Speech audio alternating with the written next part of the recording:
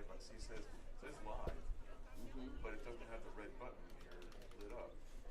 So I have to go up here and hit this.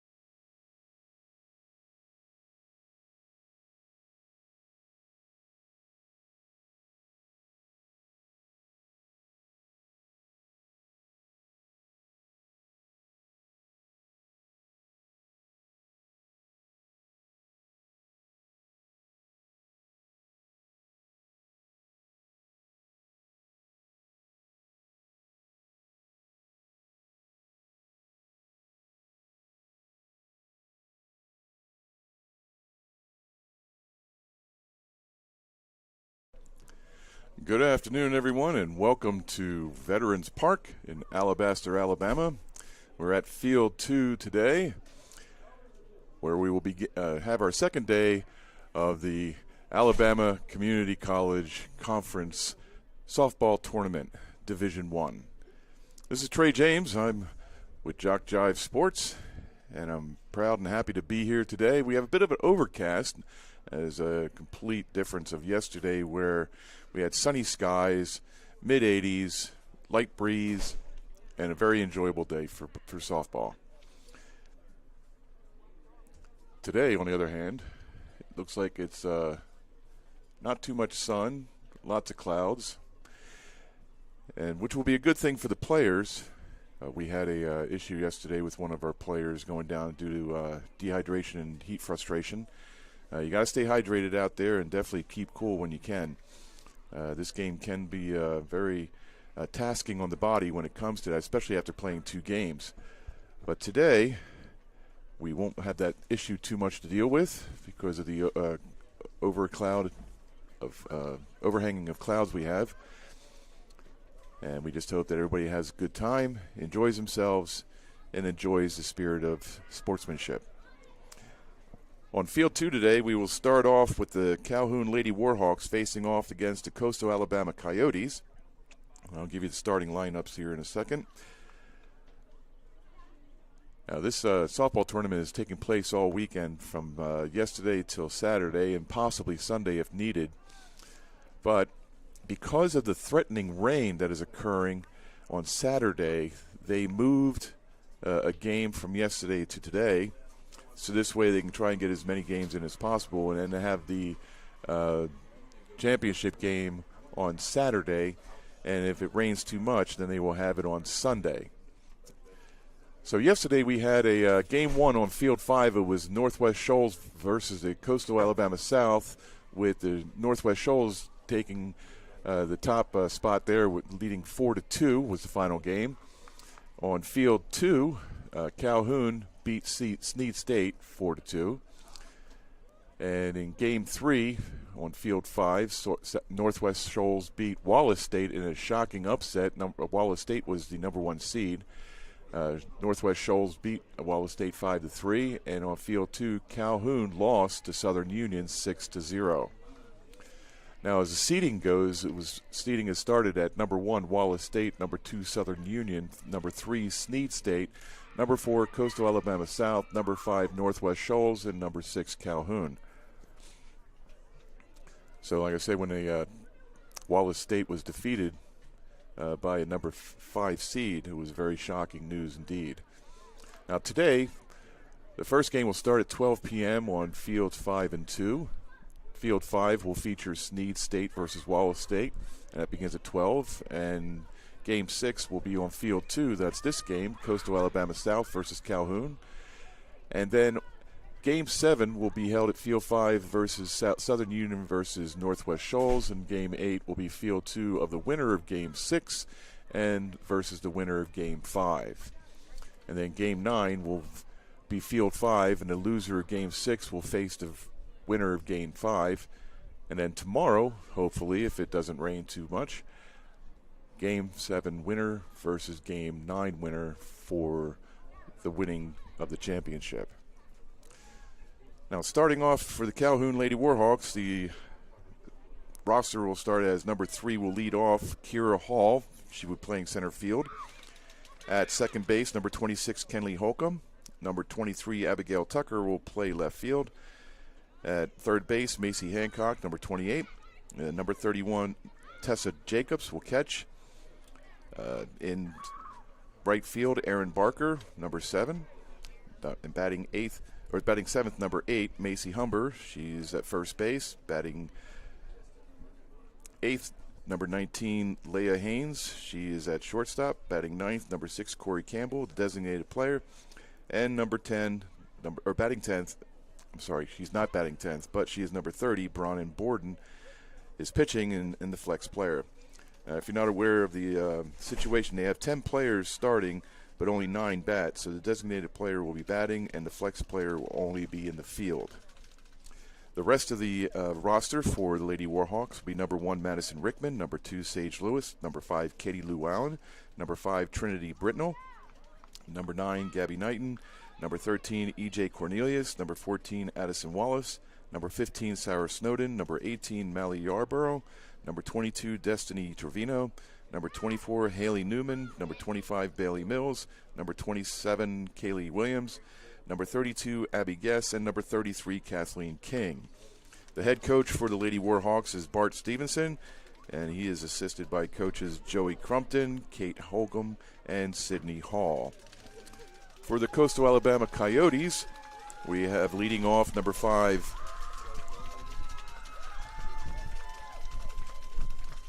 Taylor Hunt. Sorry about that.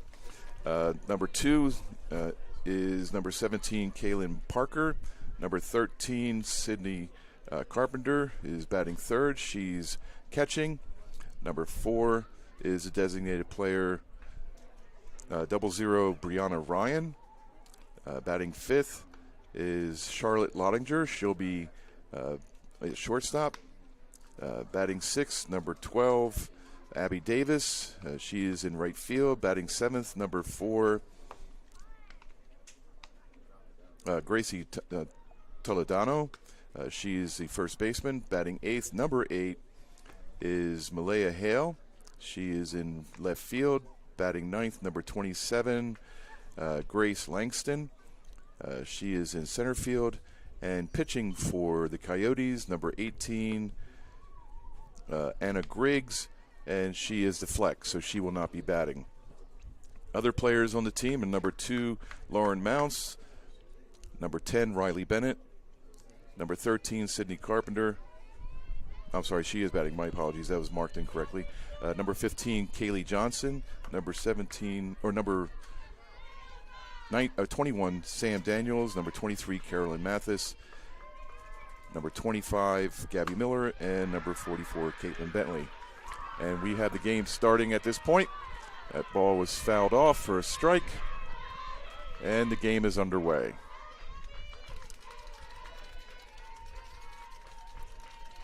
So we have the blue crew telling us what to do. Calhoun will be the home team.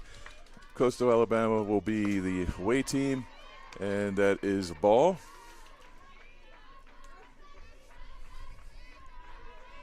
So this is number 5, Taylor Hunt at the plate. And the pitch. There's ball 2.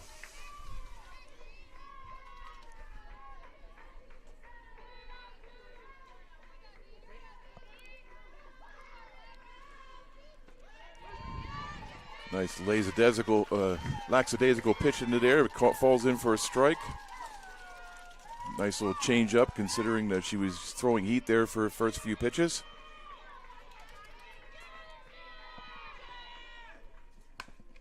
And that is struck down to the left side of the field.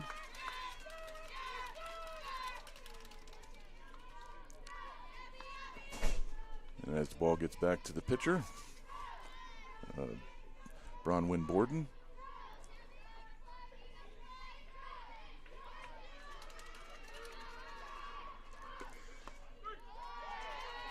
is a outside for a ball. Full count now on Hunt.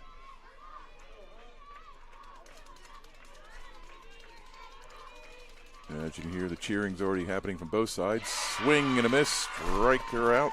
Hunt goes down swinging. And that is the first out of the inning. First out of the game. Coming to the plate now is number 17, Kaylin Parker. As she steps in, batting right. Borden looks in and delivers. There's a ball. The catcher, Tessa Jacobs, number 31, quite athletic there. I don't know if you noticed it, but she can really stretch out that leg to secure the ball and keep it blocked in front of her. 2-0 to count. Parker gets back into the box.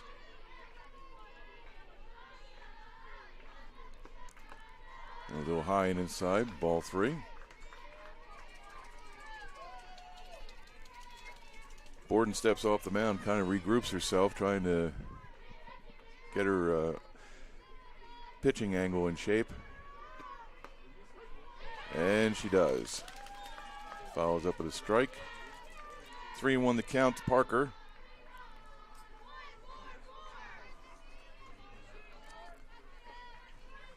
And the pitch. And that is hit down in between the first and second baseman in the right field. Parker ends up at first with a base hit.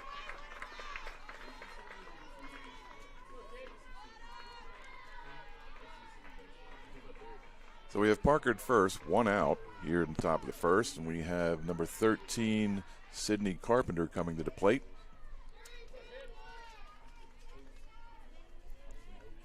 And the pitch from Borden. It's low, ball 1.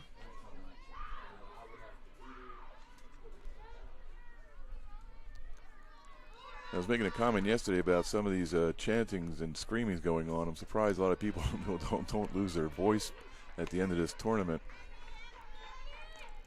That's ball 2. But they keep chanting and cheering. Good to be young.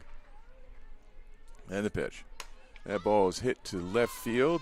A little deep, but it looks like it's going to be caught. And it is caught by Abigail Tucker, number 23. That'll be 2 outs there. So that's a 7 unassisted. And that'll bring up number 00, Brianna Ryan. You can call it a 00 or a double donut, however you want to do it. But Ryan steps into the box and awaiting the pitch from Borden. And that is accidentally hit down to the second baseman, who tosses it to the first baseman for the third and final out. That was Kenley Holcomb tossing it over to Macy Humber for the third out. As we go to the bottom of the first, Calhoun will come to the plate, and we will be back right after this.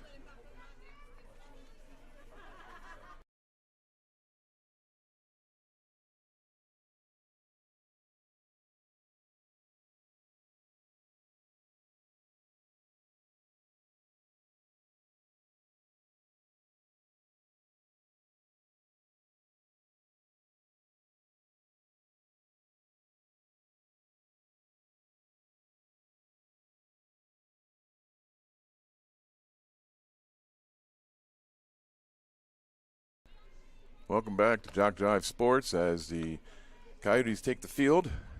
Calhoun comes to the plate this inning in the bottom half of the first, and we will lead off with Hall, Holcomb, and Tucker in that order. And number 3, Kira Hall, yesterday, she's a center fielder. She led off the game that they faced off against Snead State with a home run to dead center. And she was basically mobbed at the plate. It was a good way to start the game. They did end up winning that game 4-2 against Snead State. And as the catcher for the Coyotes throws down to the second baseman, announces that they are ready. That was number 13, Sydney Carpenter, the catcher for the Coyotes. And up comes to the plate, Kira Hall.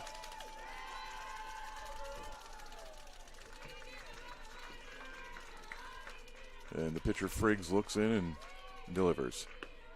She has a bit of speed on that ball for a strike.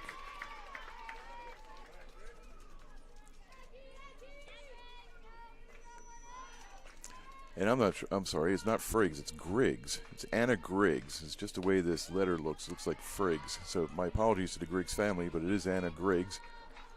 And that is a ball there that was pitched. So it's 1-1 to count. Thank you, Parker, for keeping me on my toes. Greatly appreciate it. And the ball is hit over to the second baseman, thrown to the first for the first out. And that was Hunt to Toledano.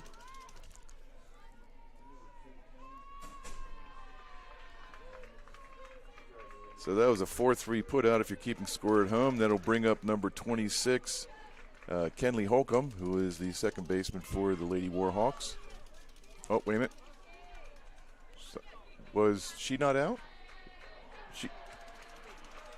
I was going to say that was she grounded out to second baseman. And now Hall is back at the plate trying to figure out what's going on.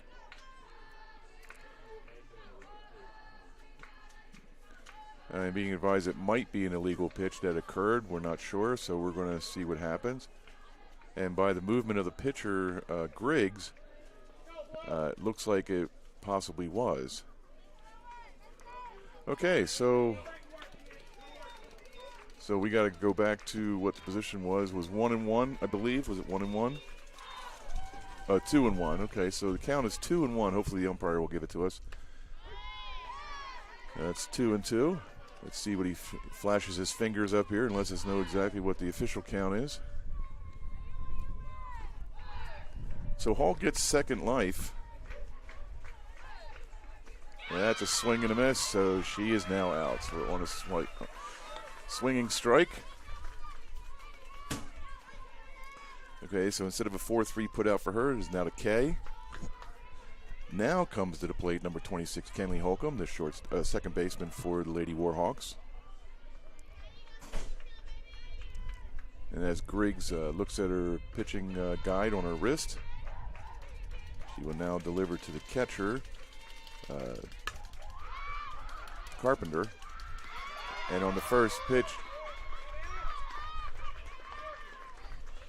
it is nailed down to the third baseman, and she is out. A 5-3 put out.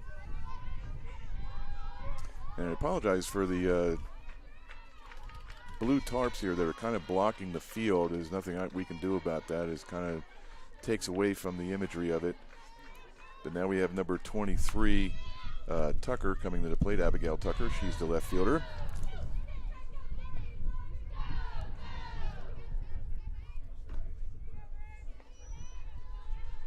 And the pitch, swing and a miss. I believe there was a pitch before that. Kind of missed it as I was giving some detail here. So we're going to see in a second what the umpire has to say what the count is, hopefully. As we wait the pitch from Griggs. Bounces it right back to the pitcher, Griggs. And just the first baseman barely hangs on to it. That is Toledano. Was able to reach up to grab that, but that is the third and final out. And if you're keeping score at home, that was a 1-3 put out. Well, that's it for the Calhoun Lady Warhawks in the bottom of the first. We'll go to the top of the second. This is Trey James for JockJive.com. We'll be back right after this.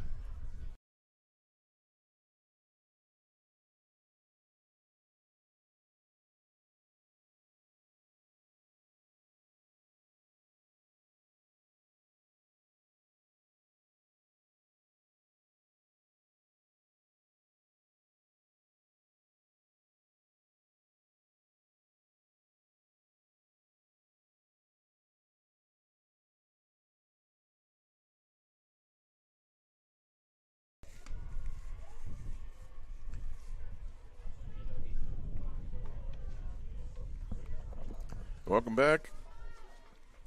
We are at Veterans Park, field number 2 in Alabaster, Alabama. Got Trey James here for JockJive Sports. We're enjoying a lovely cool day, a little overcast, which helps the players. They don't have to worry about heat frustration or dehydration at this point. But it's still a very good day. If you want to come out to Veterans Park, come on out. Located in Alabaster, Alabama. And the first pitch from Borden is a ball.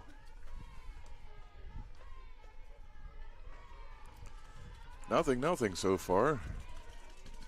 Bunch of donuts on the board, but we're just getting started, and that ball is struck out to Hall, and she barely has to move, and she retrieves the ball correctly, and that is the first out.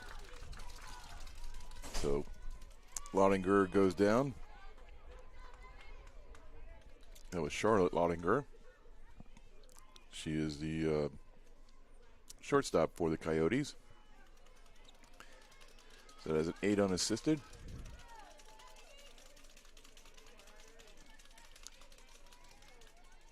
Next up to bat is number 12, Abby Davis. She plays right field for the Coyotes. Borden looks in and delivers to Jacobs, and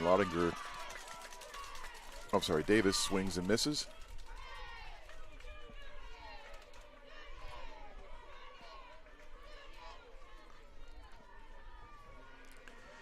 Haven't quite found my groove yet here this morning. I'm still trying to, I don't know if it's waking up or not, but that has popped up to the left fielder, and that is Abigail Tucker taking the ball for the second out.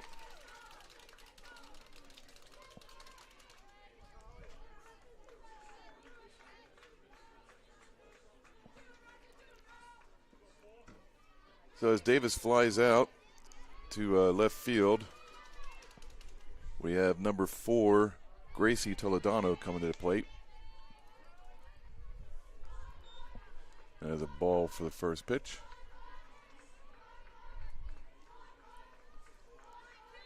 Borden checks her wrist guide, looks into Jacobs and delivers. As pops up to the shortstop's got it. It was in second base area, but the shortstop for the Lady Warhawks, number 19, Leah Haynes, grabs the ball for the third and final quick out of the top of the second. So we go to the bottom of the second. Score 0-0. And we'll be back right after this.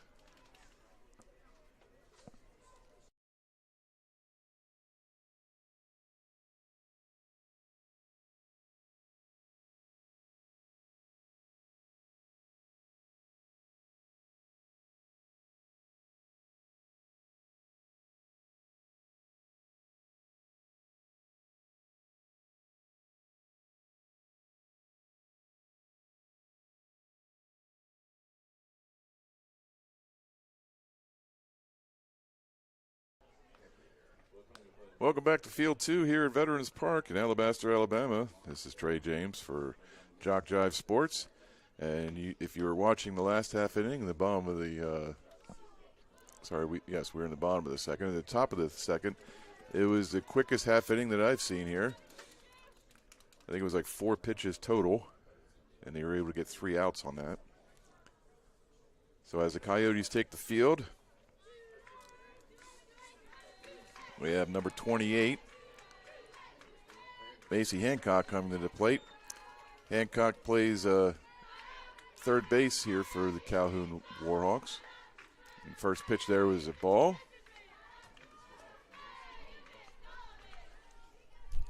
And as Grigg looks at her guide, and looks in her catcher Carpenter, low and outside, ball 2.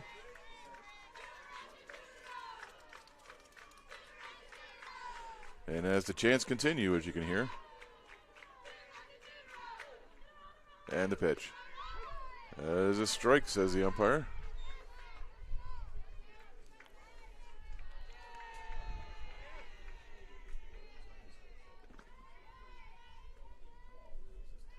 And the pitch. That is hit over to the third baseman, who bobbles it, and the shortstop went to go back her up, and the ball bounced away into where, if the shortstop had stayed where she was, she would have been able to grab the ball, but I don't know if she would have been able to catch Hancock there, but she is safe at first. I don't know if they're going to call that an error or not, but it did bounce off her glove and over to the shortstop position. So we have the catcher, number 31, Tessa Jacobs, coming to the plate. She fouls off the first pitch for a strike. I feel like I had death behind me. It was only AJ. He's the director of everything around here, the main man. He's the guy in charge. He's the one that gets all the blame. He's definitely earning his money. He doesn't get paid. It's volunteer work. And the pitch comes in to the carp. Up as 28. Hancock takes off. Jacobs swings and misses at the first pitch. So now Hancock's at second. And we have an 0-2 count on Jacobs, the catcher for Calhoun. And that ball is hit down to the right side, and it is foul. The first baseman for the Coyotes almost had it. And that was Toledano at the first base trying to snag that before he got by her. Count remains 0-2 to Jacobs. No outs here in the bottom of the second.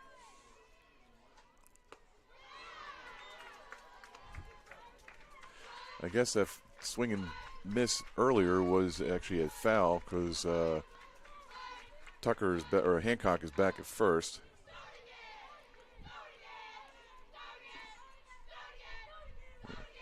And they're going to say throw it again.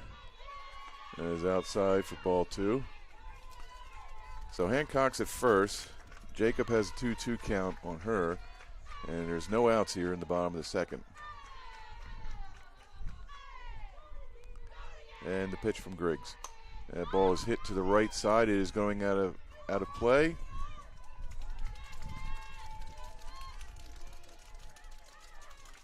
So the count remains 2-2 to Jacobs.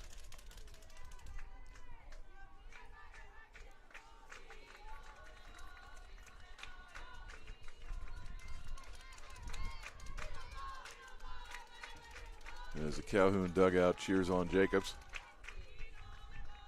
And the pitch.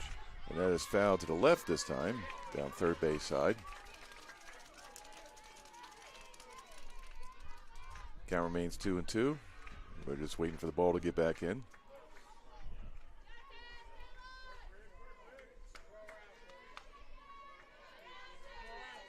Griggs looks into Carpenter. And the ball gets away from Carpenter, and Hancock now goes again to second, so she is safe at second. There's ball 3 to Jacob. So we have a full count on Jacobs right now. Hancock at second. Still no outs. And the pitch from Griggs. That ball is fouled away to the left. They're going to have to get another one. That's way out of play. The umpire gives one to Carpenter, who obligingly gives it back to Griggs, the pitcher.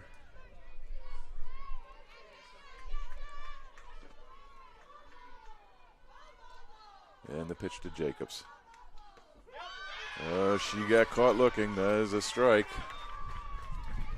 Strike 3 on Jacobs for the first out. That'll bring up number 7, Aaron Barker, the right fielder.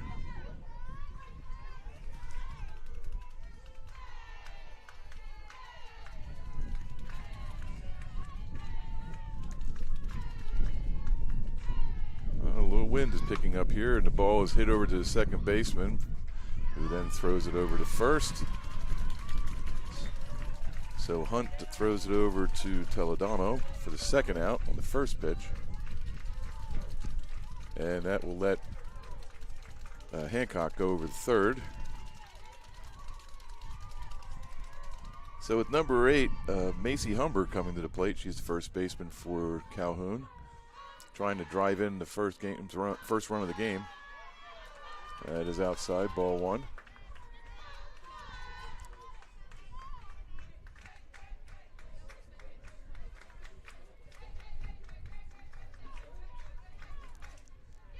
Griggs looks into Carpenter and delivers.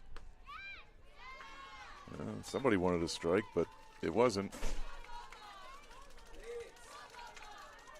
And it wasn't me who wanted it. I'm just saying, I just heard somebody on the field saying, yes. And the umpire said, no. 2-0 to count. That ball is popped up a little bit, but it's going foul.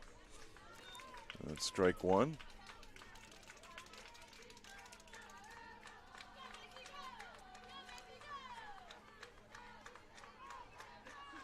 So Macy Humber steps out a little bit, and then gets back into the box.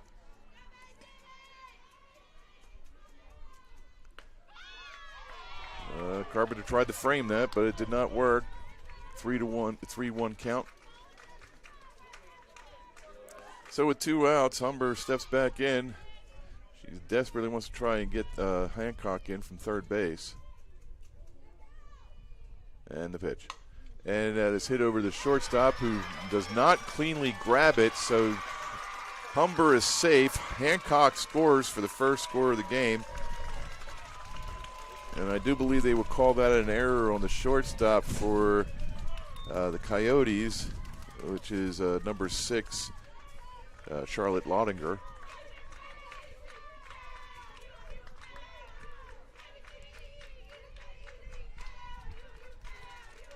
So Calhoun is happy now that the run is in.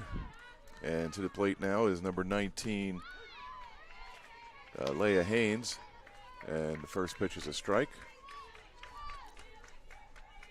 So Humber's at first, Haynes is at the plate. A run is in after Humber scored Hancock from third. And that is a strike, so 0-2. Haynes finds herself quickly in the hole, 0-2. And as Griggs checks her wrist and then looks in on Carpenter, she delivers. And the ball gets by Carpenter, and Humber takes off for second and safely arrives. So now we have the count of 1-2 to Haynes. And now Haynes has an opportunity with a single to try and drive in Humber from second. And that's ball 2. Griggs takes a little walk around the mound trying to settle herself down.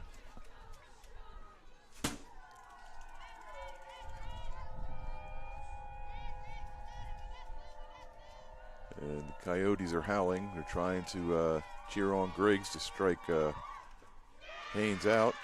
And it does not work. It is now a full count on Haynes. So 2 outs, full count, 1 on. And Haynes steps back into the box to await the delivery from Griggs. And the pitch. Swing and a miss, strike 3. Haynes goes down swinging. So that will leave 1 on as we go to the top of the third. If you get a chance, come on out. If you're in the Alabaster area, I would definitely advise to come on out here and enjoy these games. They're something to watch, and it's very a good thing to get some sunshine. We are getting a little bit more sun now. Clouds are starting to split, but still a lot of overcast. We'll be back right after this.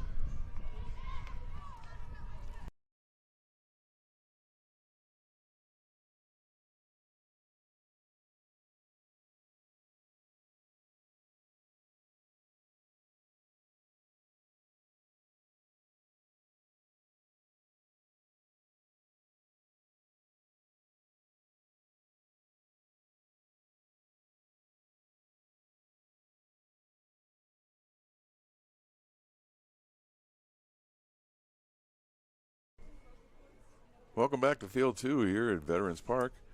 This is Trey James for JockJive Sports. We got Morgan keeping the official score for the ACCC tournament, or the AC Cube as I like to say now. Because every time I say ACCC, I don't know how many C's I'm saying, so I don't want to mess it up. But the acronym is for the Alabama Community College Conference softball tournament. So as number 8, Balaya Hale steps into the plate. First pitch is a ball. But we have Morgan and Parker up here in the booth with me. Like I said, Morgan takes care of the official statistician, and Parker takes care of button pushing for the scoreboard. Very important job. because it helps me keep myself in line to find out what the count is on the batter. And the pitch. And it's popped up, out of play, going to hit some of the, nope. That lady was just another foot to the right, and that would have beamed her on her head. That is one of the issues here. Sometimes when foul ball goes out of play, the spectators are at risk. Counts 2-2 to Hale. She's the left fielder for the Coyotes. Bats left. And the pitch from Borden. And she reaches out and hits it over into left field for a base hit, and she goes for two, and she is safe. Hale stretches out a single to a double.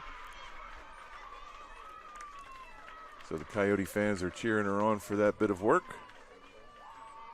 So Hale is safe at second, and that'll bring up number 27, Grace Langston. She also bats left. She is a center fielder for the Coyotes. And her number one mission right now is to drive in Hale. And she bunts it straight up in the air and hits a backstop, so it's out of play for strike one.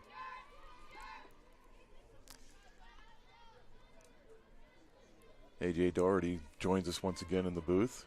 He is tapping away like a cat on the keyboard. He's an important cog here. He does a very good job. And that ball is high for ball one. But without A.J., I think this place would fall apart. And a lot of people would yell at him. He shook his head on the first part and nodded on the second. So that ball is laid down to the third baseman, who picks it up and throws out Langston. But Langston does do the job getting Hale over to first, so that is a 5-3 putout. And we will turn the roster over and go back to the top of the order with number 5, Taylor Hunt, coming to the plate. She struck out her first time up.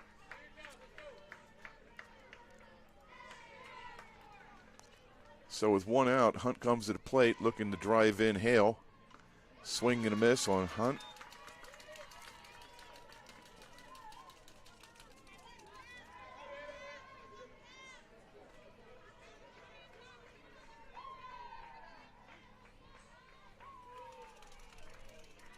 And the pitch. Outside, ball one. Now, yesterday, Adam was our statistician taking care of the official scoreboard for the book. I think he might have been a bit embarrassed when I mentioned his name on the air, and he did not want to do it again. I'm kidding. I don't know if that's the case or not, but it's ball two on Hunt right now. And if you're listening, Adam, great job yesterday.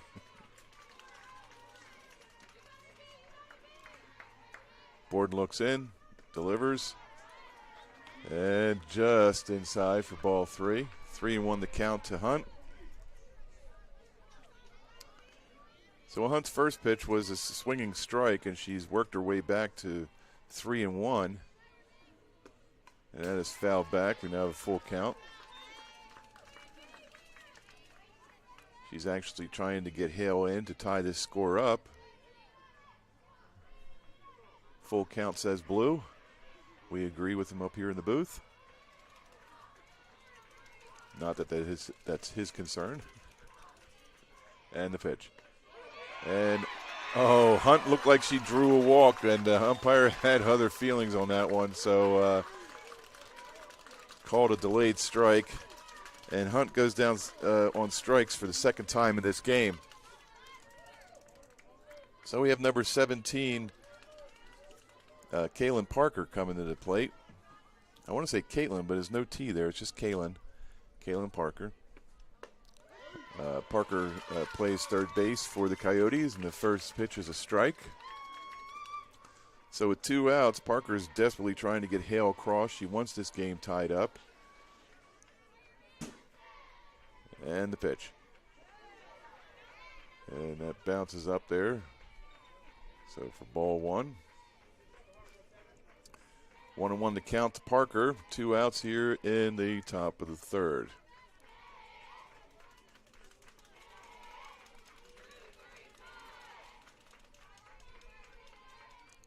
And Borden sets to deliver. And that is hit down to the third baseman, who picks it up and throws it over to first for the third and final out. So Hale is left hanging at third. And Hancock was able to throw over to Humber for the third out. And that will be it for Coastal Alabama in the top of the third. We'll go to the bottom of the third for Calhoun, and it'll be led off by number 6 Campbell, followed by number 3 Hall, number 26 Holcomb.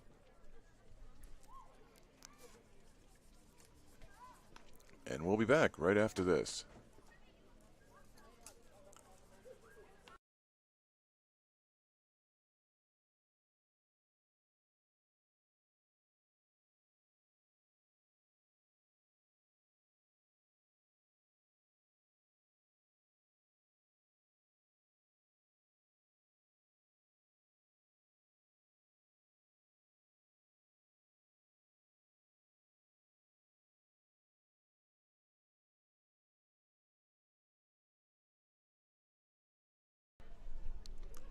We're back here at Field 2. Greatly thank you for watching us on JockJive Sports. JockJive.com is the URL if you want to send it to somebody, www.jockjive.com.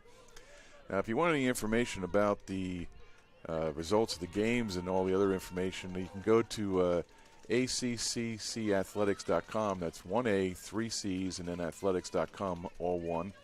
And it'll take you to the page that shows you everything about what's going on here today. And we have Campbell at the plate, number 6, who swings and misses for a strike. Oh, we got to reset this. There we go.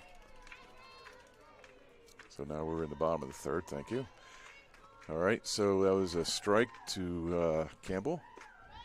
And now it's ball.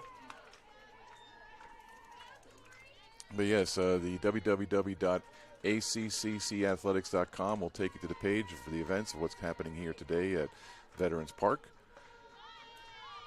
And that's ball 2. Looked like a strike, but that's just my advantage, or my vantage point. The umpire has a better one. He's right behind the catcher, so it's 2-1 to count now to Campbell, who's a designated player. She just bats. She doesn't field, at least in this game right now. She swings and misses to even up the count 2-2. But if you want to get game results also, you can go to Twitter, twitter.com/ACCC Athletics. And that'll take you to the Twitter account to show you what's going on there. And that ball is fouled off of Campbell herself as it bounces away. Count remains 2-2.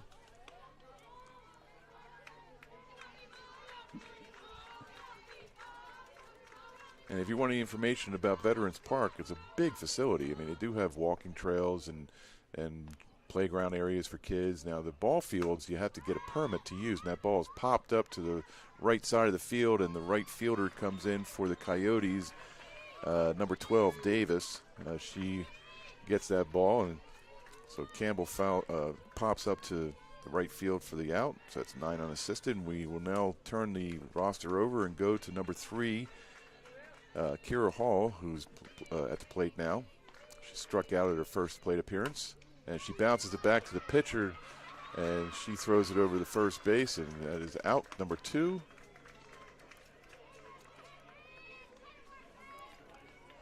So that's a 1-3 put out, and that'll bring up number 26, Kenley Holcomb, the second baseman for Calhoun.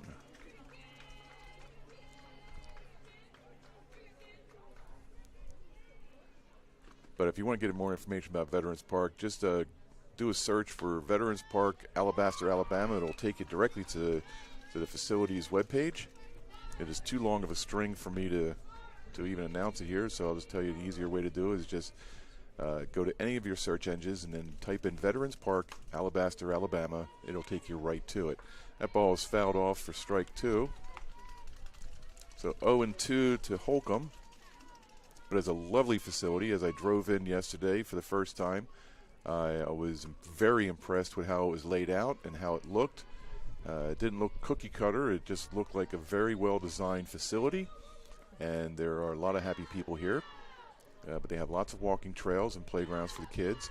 But as I was saying earlier, the fields you have to be permitted for. But come on out and enjoy it. The count is 1-2 to Holcomb as she steps back into the box. And the pitch.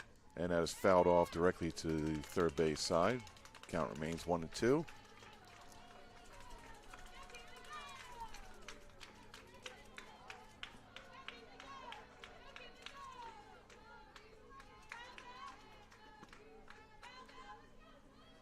And the pitch from Griggs, who's bounced over to the third baseman and throws Holcomb out. And that is a quick inning. These innings are going by at a very brisk pace. We're already in the top of the fourth, and we're only 30 minutes in. Well, about 40 minutes. We started about 10 of. But that is that. AJ, can I ask you a question about the facilities here, if you don't mind me asking? I'm going to ask you a few questions here, and then we'll go back from there. But what are your thoughts about the facility, and how did you arrive to doing the job that you do here?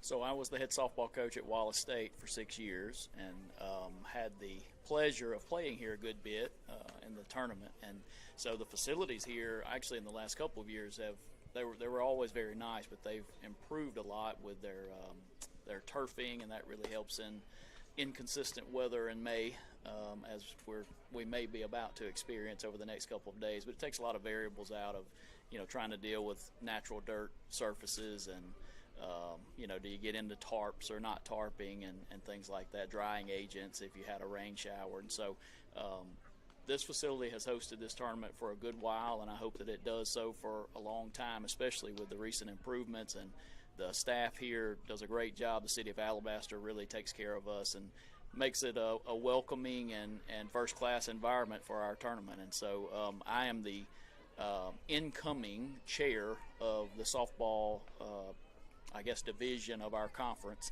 and so I'm here this year sort of learning more, but it's been great, and we thank the city of Alabaster for really taking care of us. Well, thank you. I appreciate that, AJ.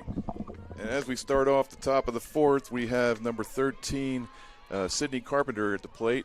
First pitch is a ball, but AJ really does quite behind-the-scenes work here. And the fields he was talking about they are artificial, but it's easier to maintain and deal with when it comes to weather. The outfield grass is artificial. The infield is made up of a red rubber that has black material in between to try and keep it as soft as possible, rubber pellets. And now it's 2-0 to count. It should be 3-0, says the umpire. Okay, and to Carpenter, but there are trade-offs. It's easily maintained. It's healthier for the players' knees and ankles as they swinging strike one right there on Carpenter. The other side of the coin is it does reflect a little bit of heat more up from the sun, but what you want to deal with is you can deal with the heat by keeping the players hydrated. You can't really protect the players' knees and ankles and other body parts, and Carpenter pops up to center fielder Kira Hall for the first out. But it's I think the safety of the players is paramount when they want to come to develop a play area for them to play on. But it's a beautiful facility. I really cannot say enough good things about this place. And that ball is outside to number 00, Ryan. Ryan is a designated player.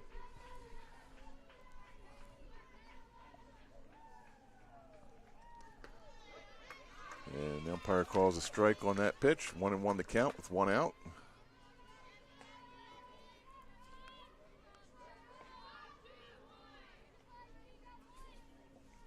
And the pitch. Blue says no, so that's ball two.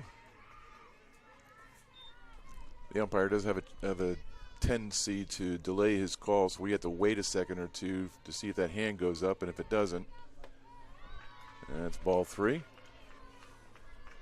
Every umpire has their own way of announcing balls and strikes.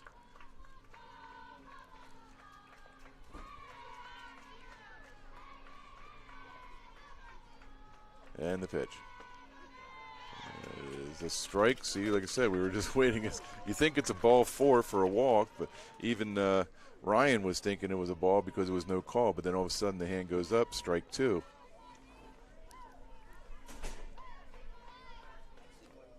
And the pitch. And now it's ball 4 as Ryan takes off for first.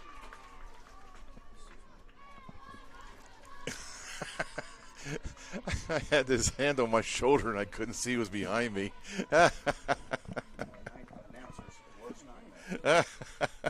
I was like, who is doing that? So okay. We have Lottinger coming to the plate now. She is number 6. And Charlotte Lottinger, she is the shortstop for the Coyotes. And the first pitch is a ball.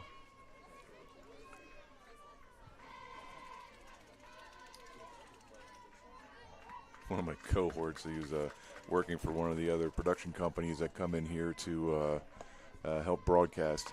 And that ball is hit sky high to the left, but out of play over the fence.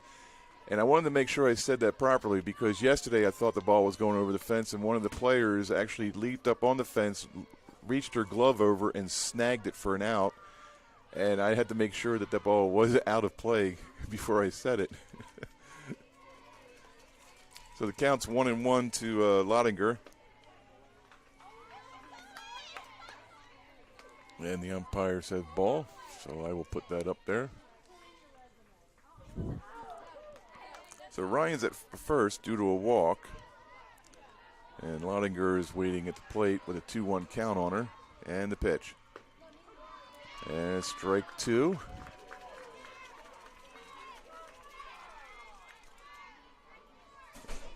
Everybody's either cheering or jeering on that pitch. Borden looks in and delivers. And that ball is popped down to the right side, almost hitting Hale in the head as she ran by. But now we have Hale at second, Lottinger at first. Still remains 1 out with number 12, Abby Davis, coming to the plate. Davis plays right field for the Coyotes.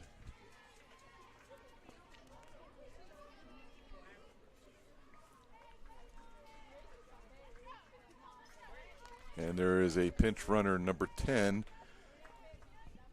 That is Riley Bennett, pinch running for, Ryan.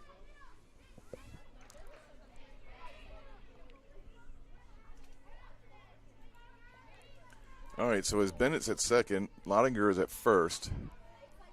Umpire is like making notation in his book to make sure he has it all correct. And Davis steps back into the plate with not a count on her. As if still holding up. The umpire is still holding up. Okay, now it's good to go.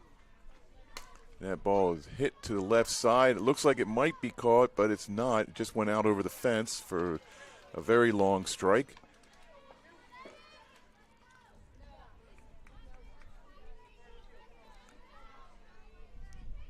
Davis gets back into the box.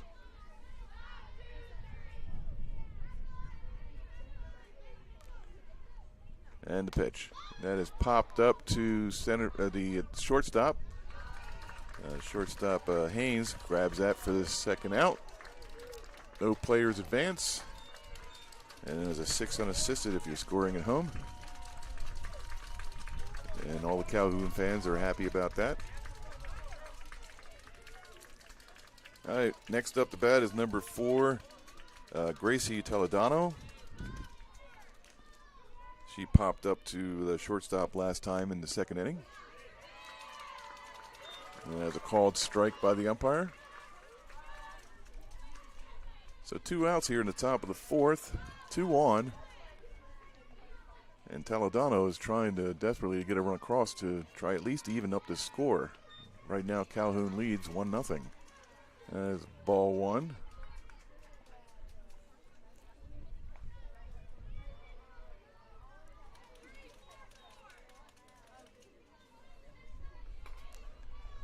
And the pitch.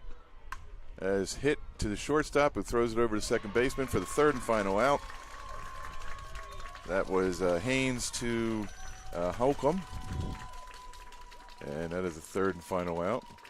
And we call that the rest of the inning. And we now go to the bottom of the fourth with Calhoun still leading 1-0 on the second day of tournament here at Veterans Park in Alabaster, Alabama. We'll be back right after this.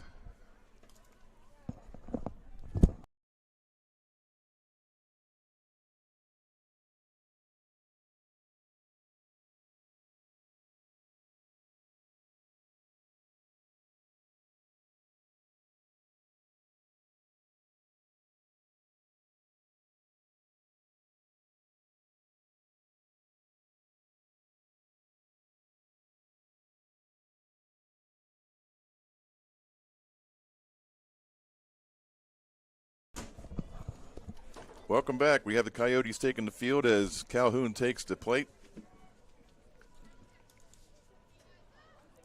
The sun is popping out a little more today. The clouds were low and a little ominous. We're just happy to have the game underway. So we have Tucker, Hancock, and Jacobs coming to the plate. So number 23, Abigail Tucker, the left fielder for the Calhoun Lady Warhawks. She grounded out to the pitcher in the first inning, and that is ball one on Tucker.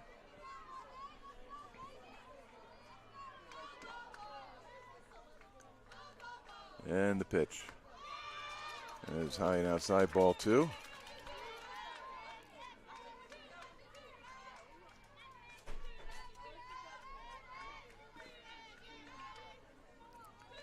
And Griggs looks in, and that is out of her reach, and the ball goes into center field. Tucker will end up at first with a single. And the Calhoun fans cheer with joy. That'll bring up number 28, Macy Hancock, the third baseman for the Lady Warhawks. And as Griggs checks her wrist for type of pitch that she should throw. That is called strike. And like I said, there is a bit of a delay from the umpire on that. So we have to, it keeps Parker definitely on his feet, trying to figure out whether it's going to be a ball or strike on the board. And the ball is low for ball one. But Parker looks like a pretty agile guy. He can handle himself and think on his feet. Does a great job with the scoreboard.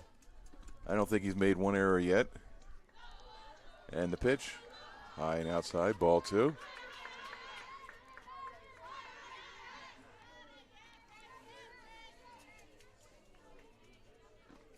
I think he enjoys his job because he feels like he's playing air attack on that machine. He's like, shooting down the enemy and all that stuff. He's cracking up. Ball is hit back to the pitcher, looking for a double play, and they get it. Hancock delivers into a double play. Griggs was able to get the ball back from Tucker and turn around and throw it to the shortstop, who is Hunt. I'm sorry, scratch that. Very hard to see. It's Lottinger. And then throws it over the first baseman, Toledano. So the bases are cleared. We have two outs here in the bottom of the fourth. And we have number 31, Jacobs, coming to the plate. So that was a 1-6-3 put out. Ball one to Jacobs, the catcher for Calhoun.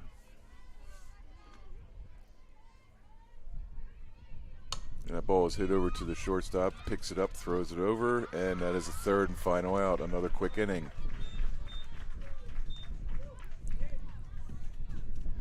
So Lottinger is pretty busy over there at shortstop today.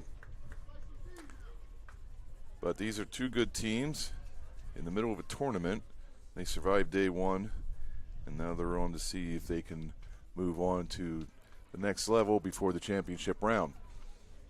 So as we go to the top of the fifth, the score is still the Calhoun Lady Warhawks 1 and the Coastal Alabama Coyotes 0. And we'll be back right after this.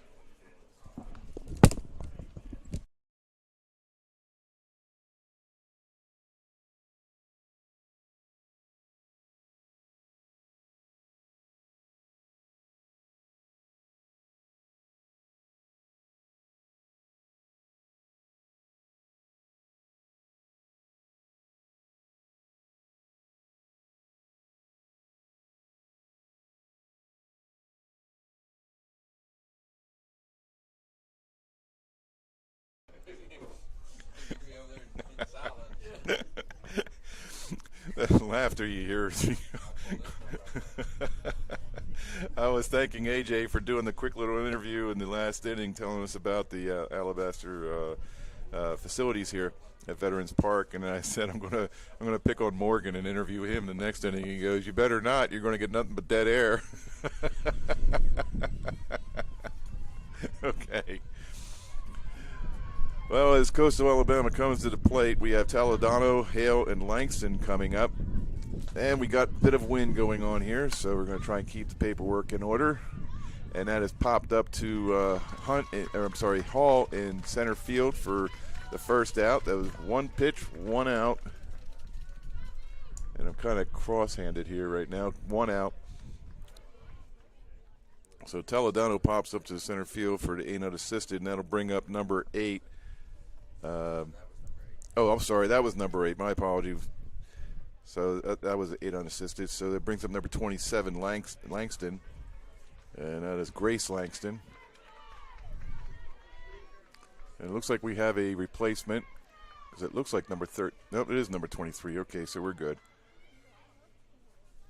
No, that's number 23 is Carolyn Mathis is taking Langston's place, so it's number 23.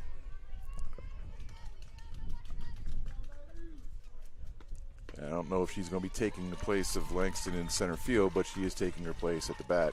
And that is a first pitch strike.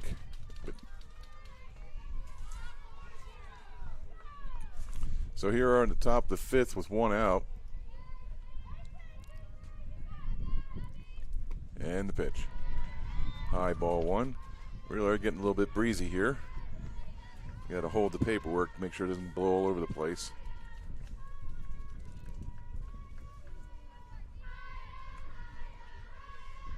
So following Mathis should be Hunt. And the pitch from Borden. Strike 2. Just caught the outside corner of the strike zone. The Coyotes, I'm sorry, that was the Calhoun team letting their exuberation be known. 2-2 to count now.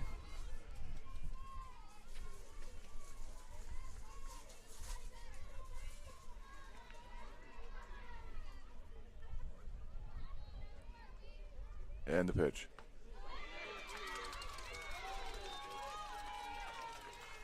Ball 3 outside. So 3-2 to Mathis.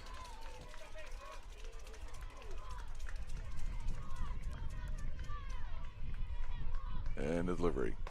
Has popped up and out of play. Definitely out of play. That's almost hit and actually went into the other field next to us. Was that field 3? Yeah, it goes over the field 3. I think that's the furthest I've seen a foul ball go. So Mathis is waiting from the pitch from Borden. And she takes off. The umpire doesn't stop her, so that is a walk. Calhoun teammates and fans are excited by that. So Mathis draws a walk on her replacement of Langston at the plate. And that'll bring up number 5, Hunt.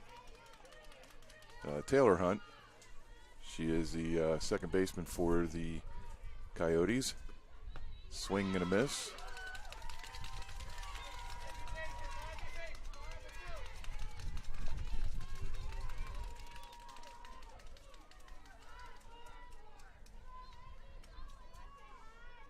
And the pitch from Borden. It was popped up behind the backstop. It probably will hit the ground. And the poor lady just like covering her head trying to figure out what's happening. So 0-2 to Hunt.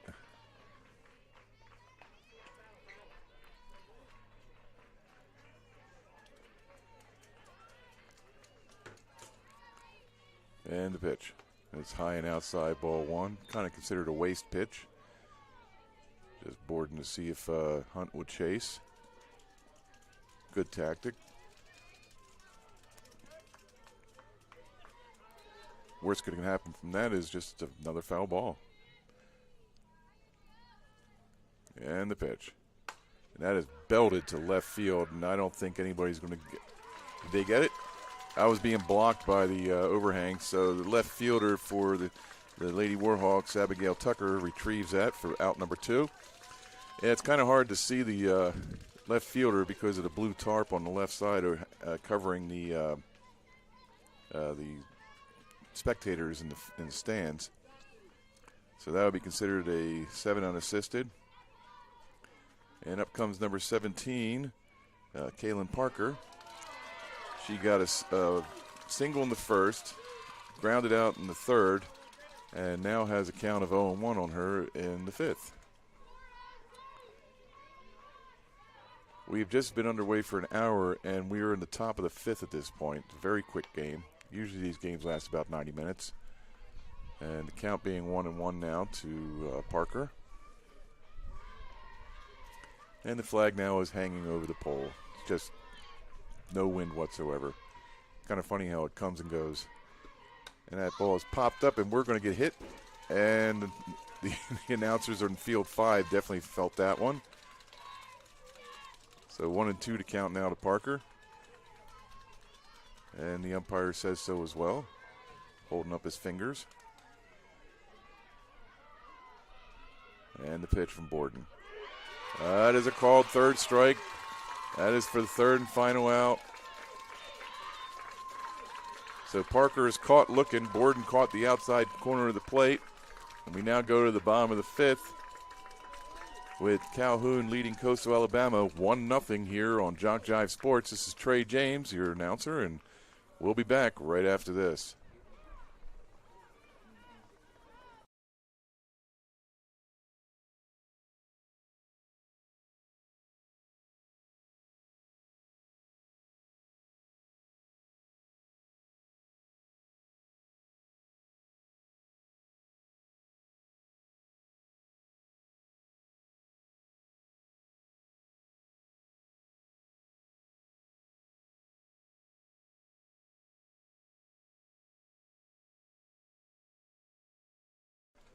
And we're back at the Alabama Community College Conference Softball Championship here at Veterans Park in Alabaster, Alabama, Division I.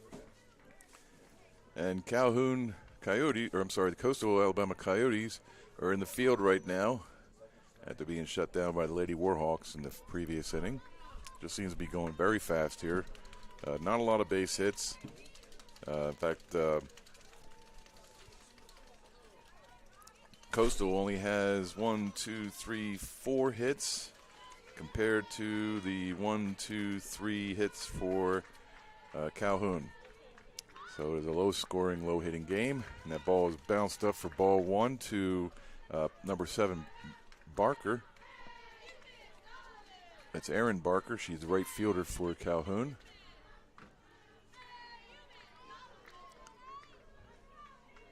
And as Griggs looks in on her catcher, and that ball is hit over to the shortstop. Lottinger picks it up, throws it over to the first baseman Toledano for the first out. Yeah, basically 1 pitch or 2 pitches and then 1 out. It's been very quick here lately. So as a 6-3 put out again. So number 8 Humber comes to the plate.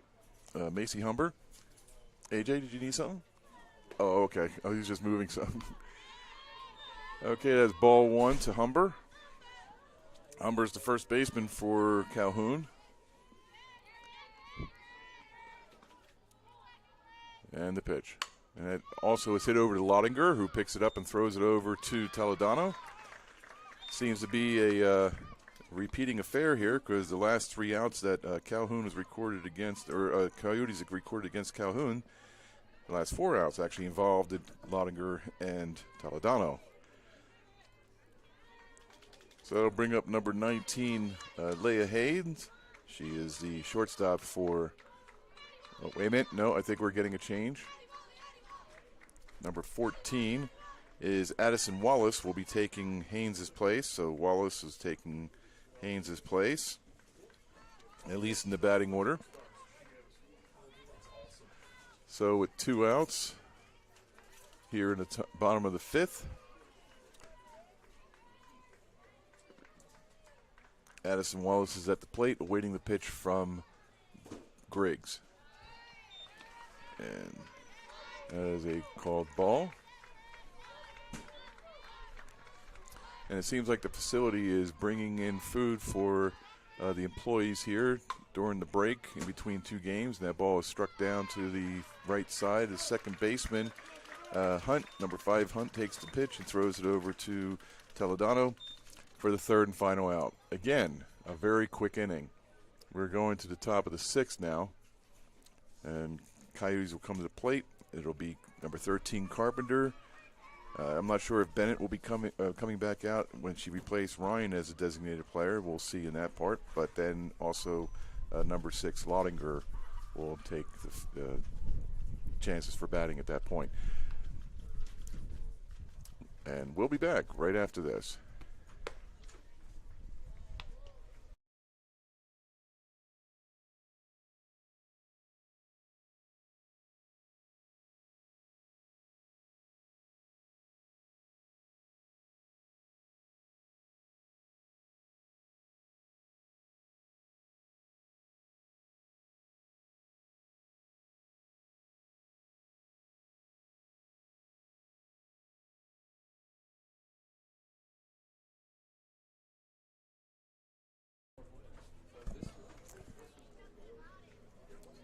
Well, it's either going to be Snead State or Wallace State. Well, I mean, Southern Union versus Northwest Shoals will be the next game in Field 5.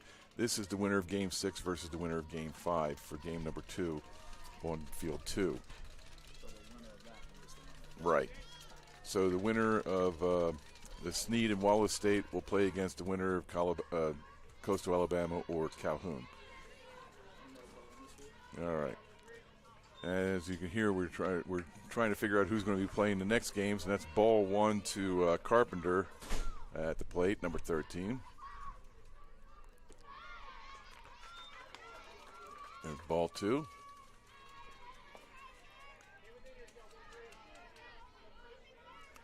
So Carpenter, the catcher for the Coyotes, done a fine job behind the plate. And that ball is popped up to right center field. Who's calling it? It should be Hall, and it is now an out. Hall collects the pitch for the out. So 8 unassisted on Carpenter. And let's see if that's going to be Bennett or Ryan or somebody else. That is 00, so that is Ryan. Ryan is stepping back into the plate. Last time Bennett came to the plate, she walked to get to first and then ended up getting stranded at second after Laudinger knocked her over to second with a base hit. So 00, Brianna Ryan is now back into the box. So with 1 out here in the top of the 6th, they are running out of outs. They need a run if they want to continue on. It's a do-or-die situation right now for the Coyotes.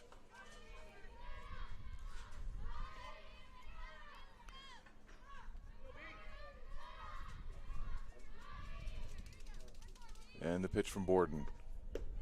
Low and inside, ball 1. Oh, sorry, ball 2. Ball 2.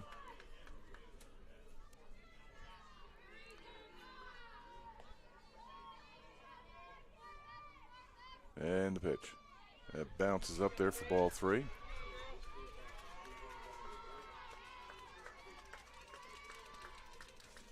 Coyotes are trying to cheer on Ryan to get her on base. And she fakes a bunt, pulls the bat back, and that is a walk. So Ryan ends up at first.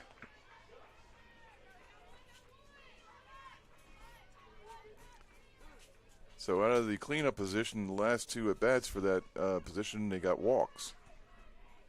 One of the assistant coaches comes out and starts talking to Borden. It could be either Kate Holcomb or Sydney Hall.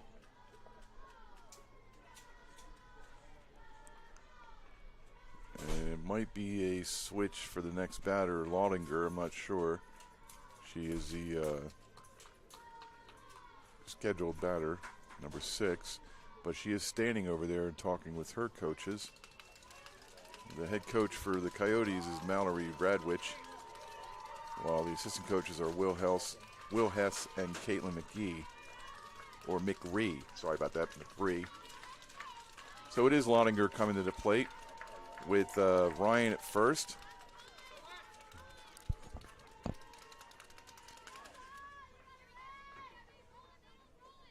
And the delivery. There's a strike call.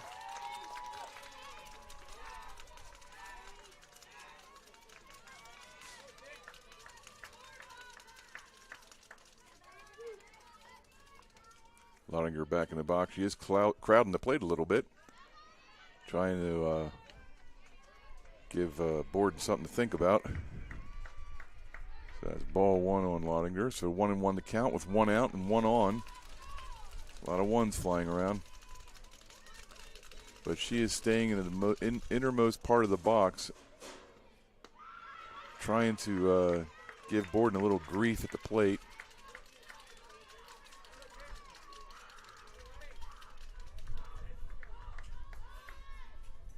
So Lottinger's strategy is trying to keep Borden from pitching inside. And that ball is struck down the third base side foul. Evening the count at 2-2. Ryan goes back to first.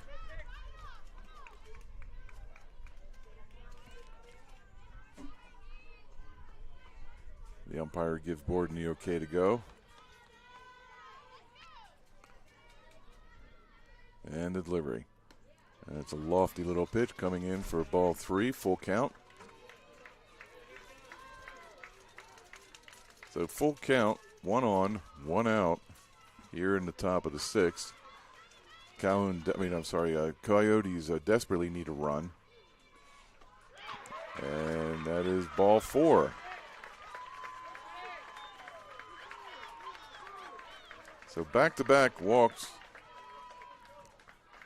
by Borden give us a little bit of a situation, and it appears that there's going to be a switch at the plate. Nope, it's the switch of the let's see what's going on. Oh, a pinch runner.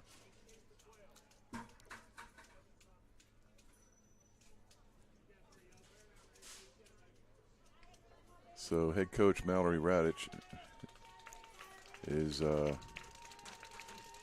figuring out a plan right now, a strategy to get a run across. Because the last time the Coyotes had a runner at second, and they actually had one at third, they could not get it across. They have one out. So I don't think sacrifice bunting or trying to give up a batter to get a runner across is going to help. They need to drive a run in. So as Mallory Radwich is deciding her take on it, it looks like Ryan is going back to second. So this was all just a pep talk, trying to figure out how everything was going to go. And that'll bring up number 12, Abby Davis. Davis is the right fielder for the Coyotes. And here we go. The tension's mounting. And that ball is popped up. Looks like shortstop Haynes got the ball. So that is second out. One pitch, one out. So that is now 2 outs.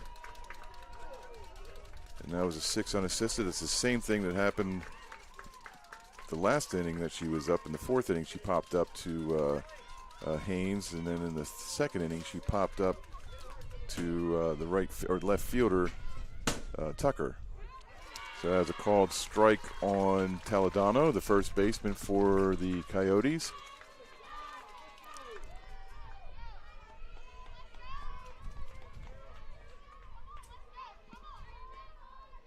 And the pitch. It is fouled off, and that is going to land in the other field next to us. I think that's field one. Yep. So field one has a stray ball. So that is 0-2 count. Quickly in the hole, 0-2 to Taladano. And Borden delivers. And that is just a bit outside for ball one. So 2 on, 2 out, and the count 1-2 to Taladano. And the pitch. That is way high, ball 2. I wouldn't call that a waste pitch. I was just, think just got away from her a little bit. You don't want the ball getting by the catcher, Jacobs, allowing the runs to advance. That noise you hear in the background is ice being dumped. And that ball is hit, almost hits Ryan on the way over to third. And Ryan comes in and scores. And everybody is safe. So Toledano delivers with a single up the middle. Ryan scores. Lottinger is safe at second. When she got caught off a little bit, she was able to dive back in. So the score is tied up now at 1-1. And that'll bring Hale to the plate, number 8, the left fielder for the Coyotes. So Malaya Hale, and that is ball 1. So we got a little bit of juice flowing right now. Got 2 outs. The Warhawks were unable to keep the Coyotes off the scoreboard. There's ball 2. I don't know if Borden is tired at all right now. She pitched almost the entire game, the first game yesterday, and then a little bit of the second game yesterday. And the pitch. Strike call from the umpire, 2-1. These are just observations, they're not facts, but there's a lot of innings building up on that arm right now. And the pitch, swing and a miss, strike 2. 2-2 to Hale. She is trying to bring in another run to get the go-ahead run across the plate. I'm sure Calhoun has something to say about that. Swing and a miss. She goes down swinging. So now we have 3 outs. The Coyotes were able to score to tie up the score 1-1 here, and as we go into the bottom of the 6th. We've got to see what happens. Calhoun has 6 more outs to see if they can answer. While Coyotes are down to 3. We'll be back right after this.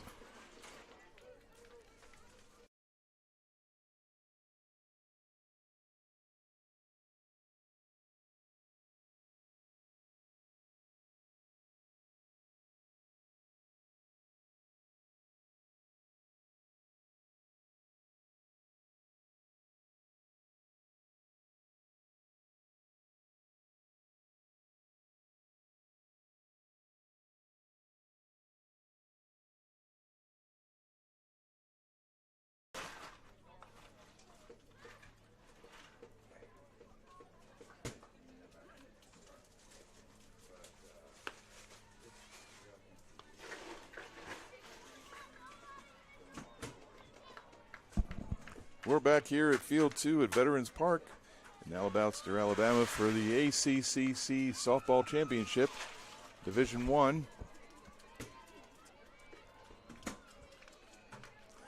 And we have number 6, Corey Campbell, coming to the plate. She is the designated player for Calhoun.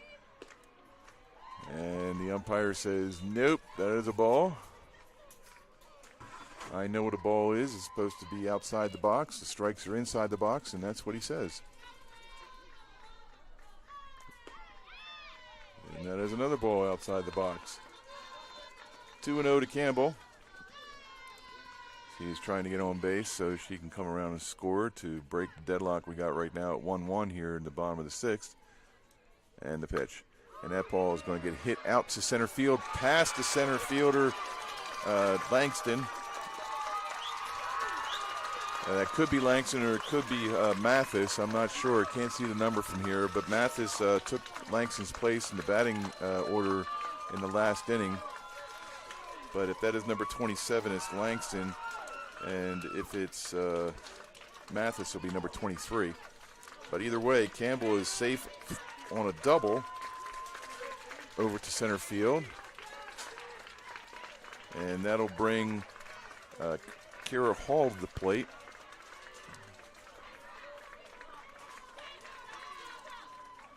And as Coach Radwich comes out, wants to calm down the pitching staff.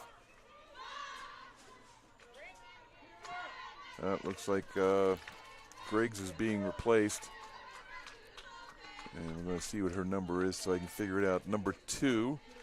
So that is Lauren Mounts is taking Griggs' place. Number 2, Lauren Mounts, M-O-U-N-C-E.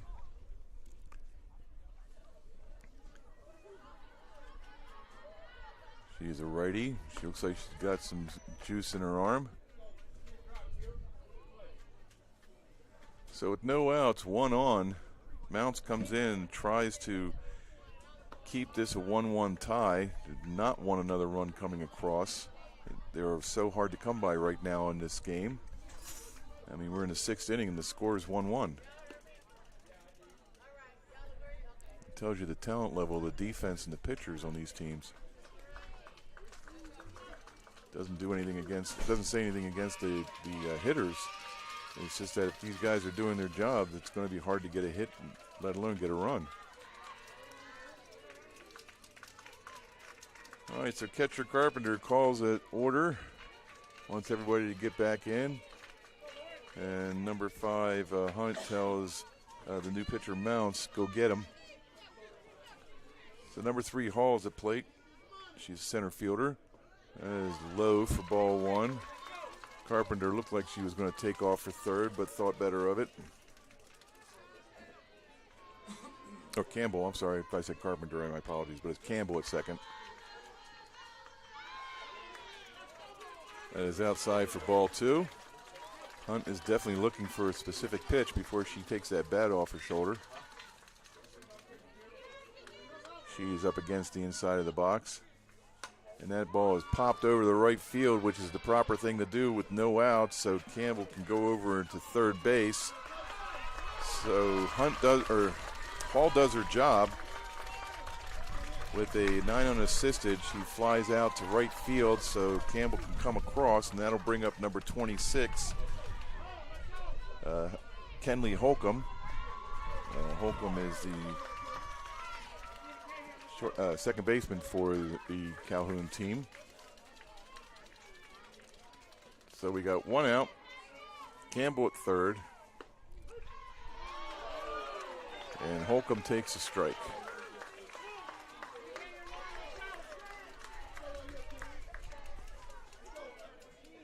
So Calhoun wants that run to come across.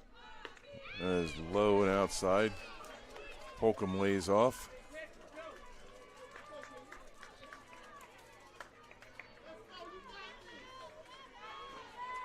And definitely the tension is mounting. That is outside for ball 2.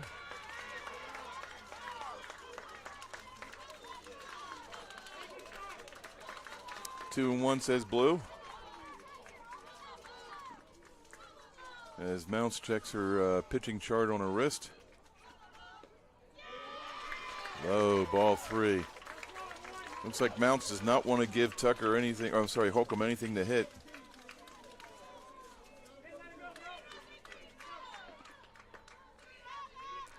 And a delivery.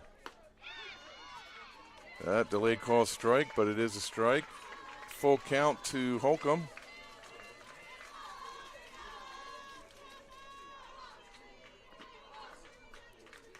And the pitch for Mounts. Swing and a miss. That makes Carpenter dance for joy. So that's 2 outs. Holcomb goes down swinging. That brings up number 23, Abigail Tucker, the left fielder for Calhoun.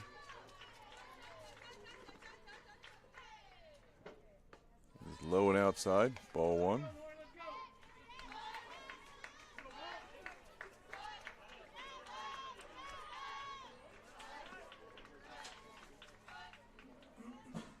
And that ball is hit down to third baseman and throws it up high, but the first baseman is able to snag it. So Parker throws over to Toledano for the third and final out. Calhoun is unable to get the run across.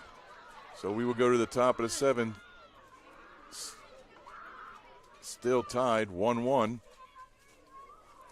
As a 5-3 put out if you're keeping the score at home. This is no way, shape, or form telling Morgan what to do. As he smiles and laughs. Morgan, you have anything you want to say? Nope, he is just giving me a bunch of hand signals and shaking his head. We'll be back right after this.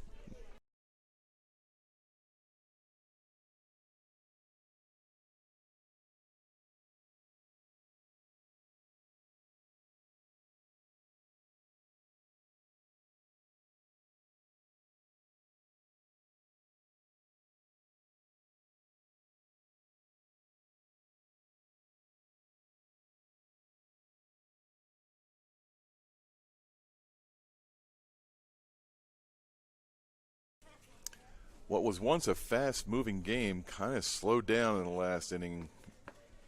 We are now sitting at the hour and 20-minute mark, whereas we were coming into the top of the 6th, we were at the 50-minute mark.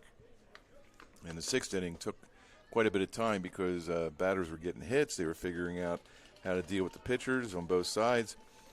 And some runs, well, at least one run was scored in the 6th. That was for the Coyotes, who are now tied to score up at 1-1 against Calhoun.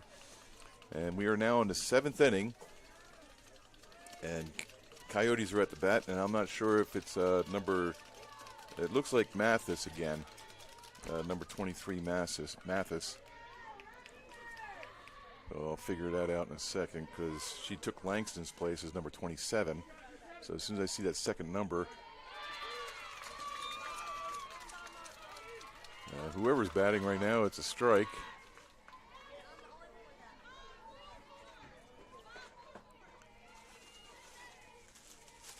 And the pitch. And that is number 27, Langston. So Langston is at the plate right now. And that is ball 1. So it's 1-1 the count to Langston. Borden looks at her chart and delivers. That is high, ball 2.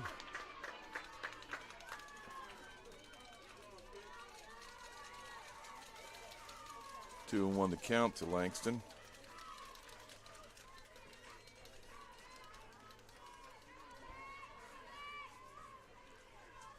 And the pitch. And it's called strike. Langston looks like she was kind of running up in the boxes using a slapping technique, which seems to be prevalent around here. But the count is 2-2 now to her. And that ball is popped up to center fielder Hall. We have Hunt leading off for the Coyotes. We have Hall leading off for the Warhawks. And I'm trying to sometimes I get them reversed. But either way, it's an out. So Langston pops up to center field, and that'll bring up number 5 Hunt, who we were just talking about. So that's Taylor Hunt coming to the plate. She struck out twice and popped up to the left fielder in her first 3 at bats, so she comes in 0-3 to the top of the 7th. Borden is having a chat with her third baseman, Macy Hancock, and that is a strike on Hunt.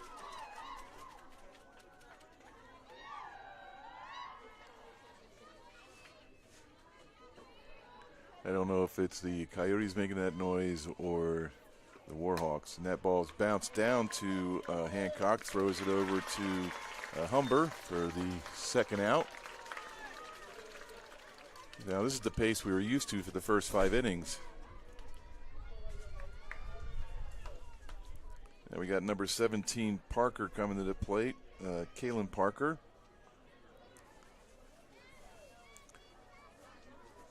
No pressure, but she needs to get on if the Coyotes want to continue this game, as long as they keep the Warhawks off the board in the bottom of the inning. But if Calhoun scores 1 run, the game's over if the Coyotes are unable to do so here. So 2-0 to count right now to Parker.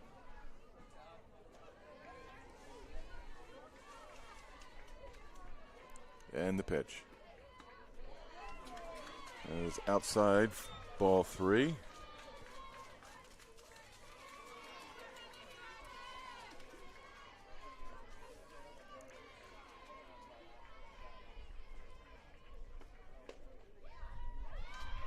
Okay, and that's a walk.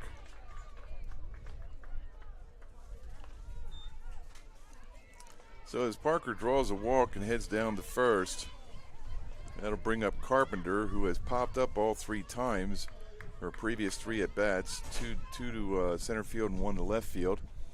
And now it looks like Coach Radwich is having a chat with Carpenter down at third base side. You got 2 outs. There's no way of sacrificing over. I think she's looking for a placement hit, telling her where would be a good spot to hit the ball to. And the umpire is not in position yet, so Borden's waiting patiently and gets the signal. And that is a strike call to Carpenter. Borden looks at her wrist and then looks in on her catcher, Jacobs. And that is strike 2. 2 quick strikes on Carpenter.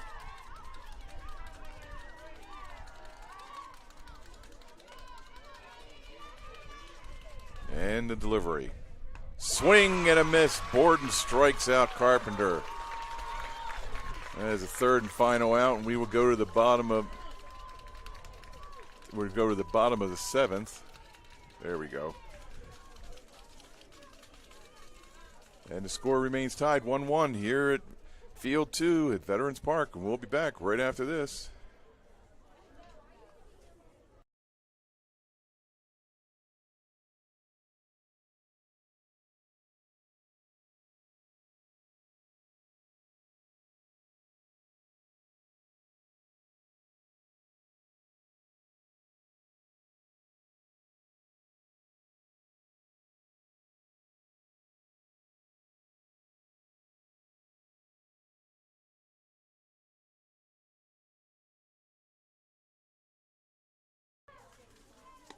As Mounts did a good job keeping the Lady Warhawks in check at the bottom of the 6th with a pop-up, a ground out, and a strikeout. She comes back out in the bottom of the 7th to face off against Hancock, Jacobs, and Barker.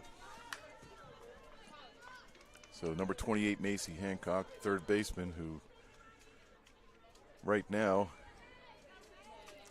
has scored the first and only run back in the 2nd inning, and then grounded out to the pitcher in a double play move where it went 1-6-3. So Mount sets in and delivers. As a ball, says the umpire. Like I said, we always have to wait for maybe a delay called strike. You never know. And the pitch. That is hit out to center field. Looks like the center fielder has it in check. That is Langston. So Langston gets it. And that is the first out of the inning. That'll bring up number 31, Tessa Jacobs, the catcher for Calhoun.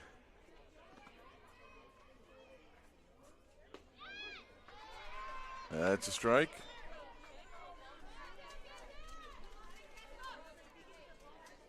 Very tight game here on field 2 today. And the pitch. That is outside for ball 1. This is her 3rd at bat. She struck out in the first struck out in the 2nd inning and then grounded out in the 4th. And that is a strike 2. 1-2 to count now to Jacobs.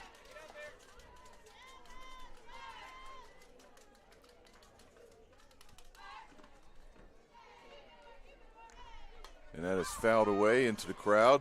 Watch yourself. Oh, good. It hit the top of the transformer, so nobody got hit. So that remains the count 1-2 here in the bottom of the 7th with 1 out. Mounts looks at her glove and delivers. That ball is popped up again. That looks like it's going to be out of play. People covering their heads. Count remains 1-2.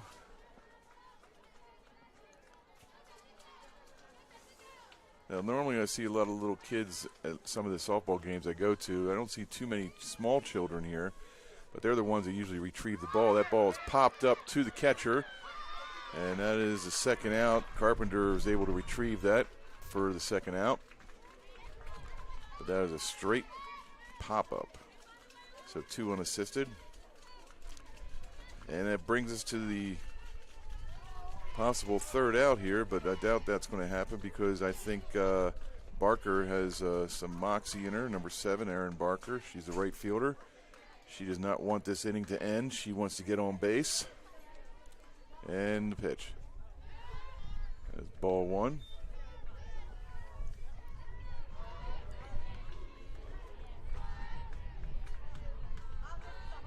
Barker steps back into the box, and the pitch. That is outside, ball 2. She's halfway to a walk.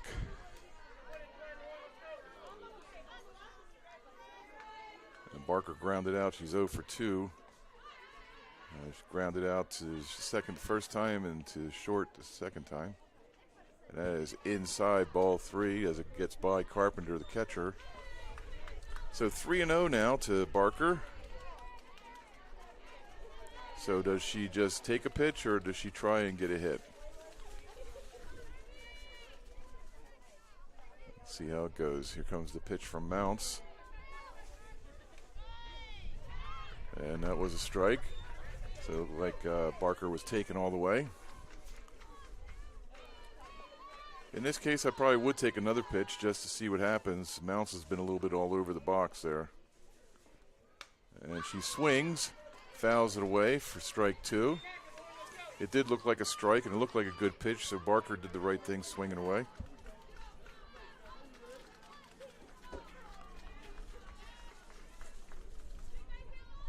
Better to swing and foul it off than get a called second strike. And the pitch for Mounts. That is fouled off. Barker barely got a piece of that to foul it off behind Carpenter's mask.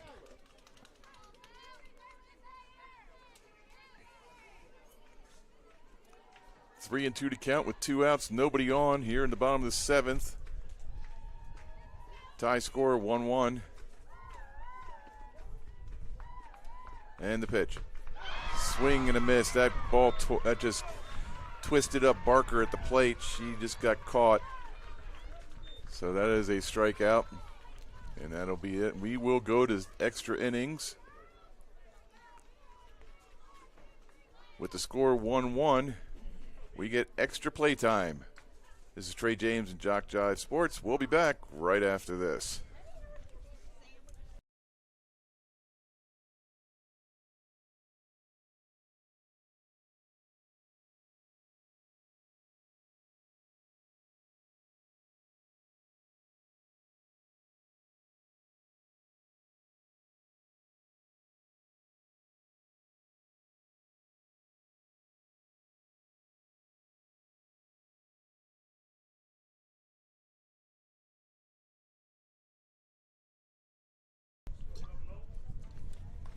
We got some free softball here. We're going to extra innings. Coastal Alabama Coyotes was able to tie up the score in the 6th inning against the Calhoun Lady Warhawks. It was 1-0 going into the top of the 6th. But now we have a tie score. Calhoun had a few opportunities but was unable to capitalize on it. And we have 0-0 Ryan at the plate. That is a called strike.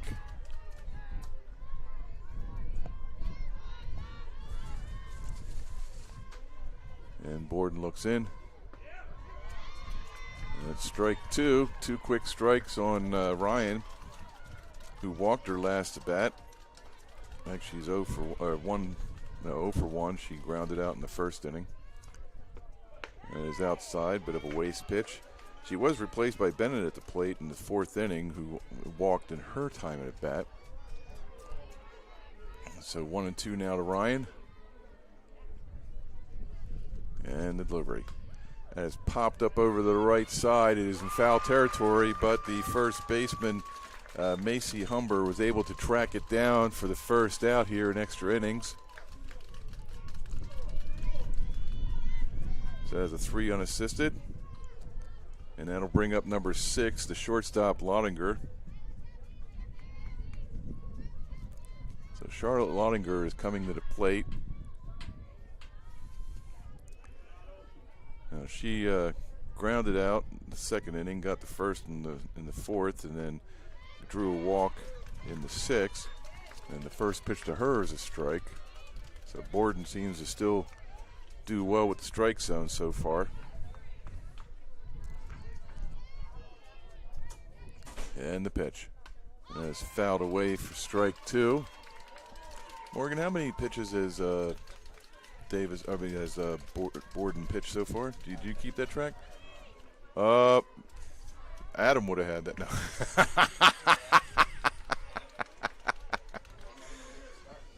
There you go. No offense, Morgan. You're doing a great job. That ball is fouled away. Count remains 0-2 to Lottinger. I did not mean to put you in a bad situation there.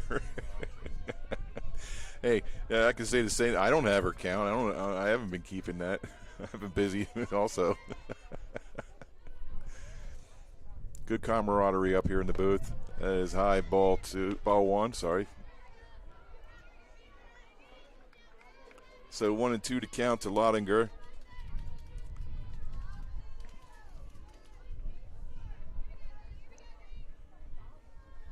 And the pitch from Borden.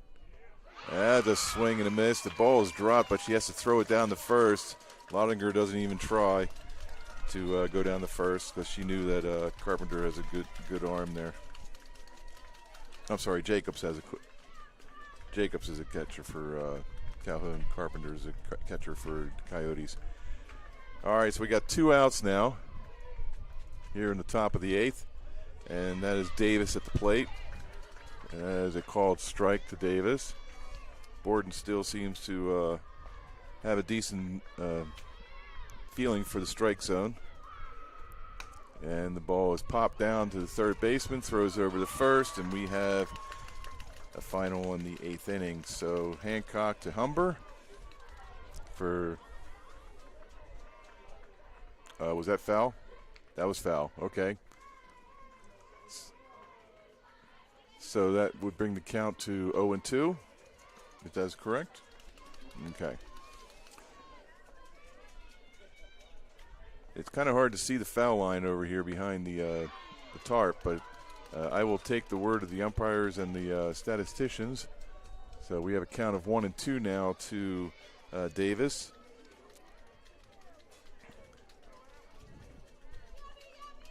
And the pitch.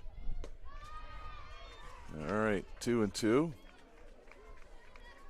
Yeah, so Hancock must have had the ball, or she was in foul territory, but the ball was going out of bounds in foul territory, and now she pops up to the second baseman, who does claim the third and final out. There he goes. So second baseman Kenley Holcomb secures that third out, and we go to the bottom of the 8th of extra softball. And we are having a good day today. As we come to the bottom of the 8th, we'll start off with Humber, Haynes, and Campbell. And this is Trey James, and we'll be back right after this.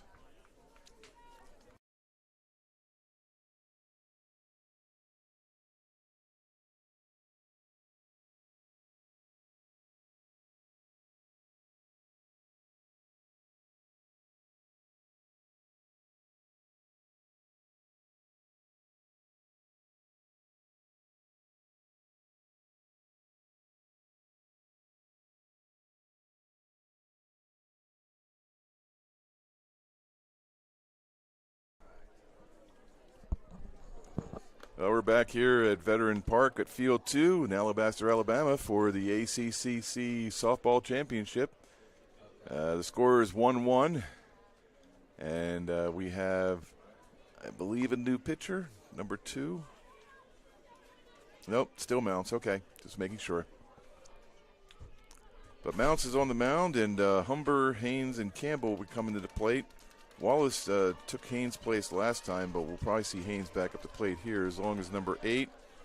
Okay, so number 8 is still Macy Humber. Okay, so Humber's leading off, yes. got it all straightened away now. Swing and a miss to Humber. So Humber's leading off, then followed by Haynes or Wallace, depending on who comes to the plate then, and then it'll be followed by Campbell, the designated player. That is low from outside for ball 1. Got to tell you, Adam, I missed you.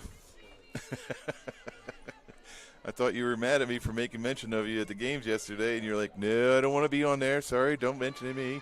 Morgan was doing a fine job. Oh, okay.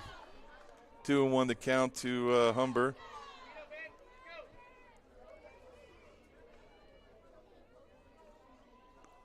And waiting on the pitch from Mounts. That ball is hit over into left field. It's fair. And Humber ends up at first with a single. As the Calhoun fans rejoice with much celebration. And now we have number 19, the shortstop for Calhoun, Haynes. Is Leah Haynes.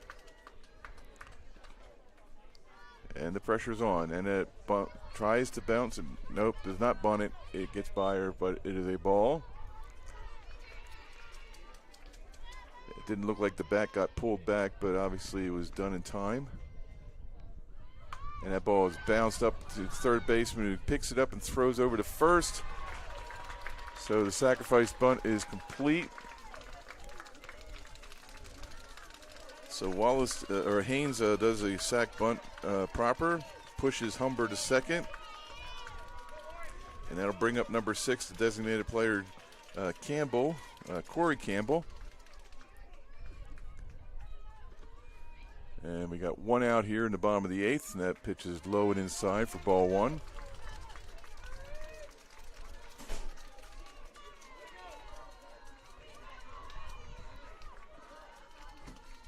Mounts looks in on Carpenter and delivers.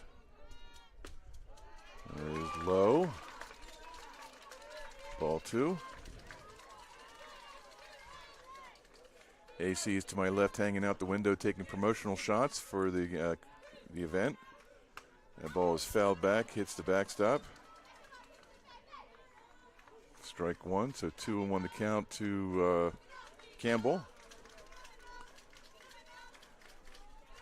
Campbell desperately wants to get Humber over at least. All right, we have a meeting at the mound with Coach Mallory Radwich. They're discussing everything. I doubt they're talking about picnic supplies or parties afterwards. They're trying to survive this game. They just want to get to the next inning.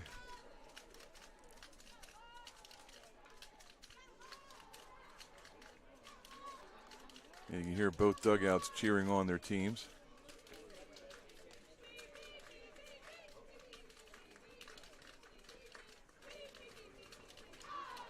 As the umpire goes out there and says, okay, that's enough time, let's go. You've had enough time to decide what you want to do. We have a second game to play here. And even though that the weather seems to be behaving itself, you never know. It could always change in a matter of 20 minutes. 2-1 the count to Campbell. Runner at second. That's Humber. So 2-2 to count now to Campbell.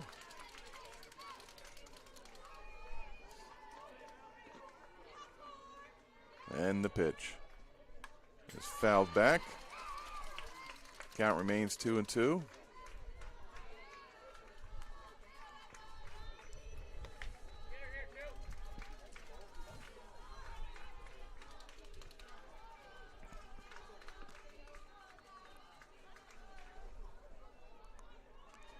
And the pitch from Mounts. Again, fouled back. Deja vu. 2-2.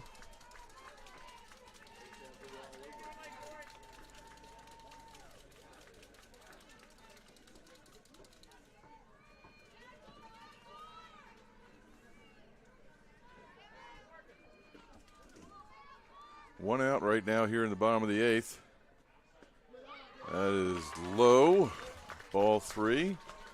So now that the count is full, we'll see this next pitch is pretty important to both Campbell and to Humber.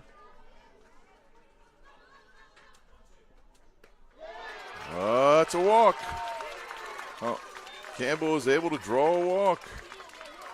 And that'll bring up number 3, Kira Hall.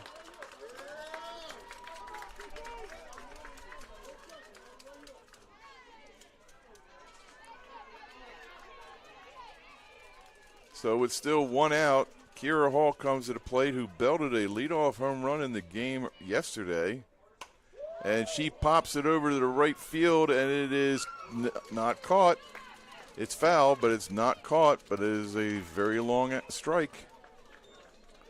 The right fielder for the Coyotes, number 12, Abby Davis, dove to her left to try and retrieve that before it hit the ground. Was unsuccessful.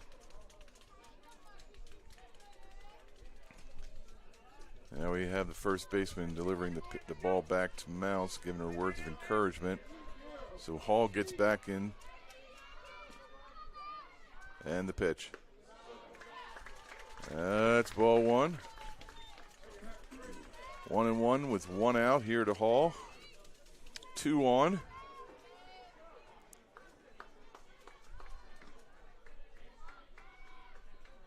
As outside, ball 2.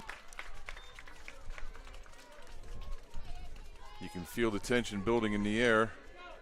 If 1 run comes across, that's it. The game will be over. And Hall wants to do that. That ball is hit. The ball is dropped by the shortstop. The ball looks like it was going directly into the shortstop's hand, Lottinger, who drops it by accident. It wasn't intentional. It kind of like got away from her. So then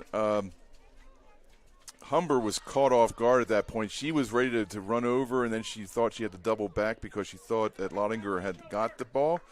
But when dropped, then she was forced out at third by Lottinger by throwing over to the third baseman, Parker. All right, so right now we have Campbell at second, Hall at first. We got 2 outs.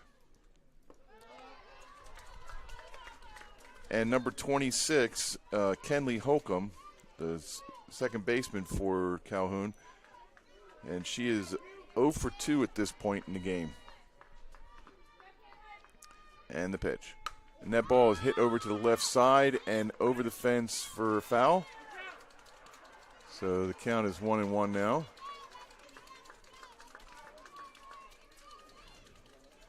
That was just an unlucky break for Calhoun when Lottinger was not able to field the line drive cleanly.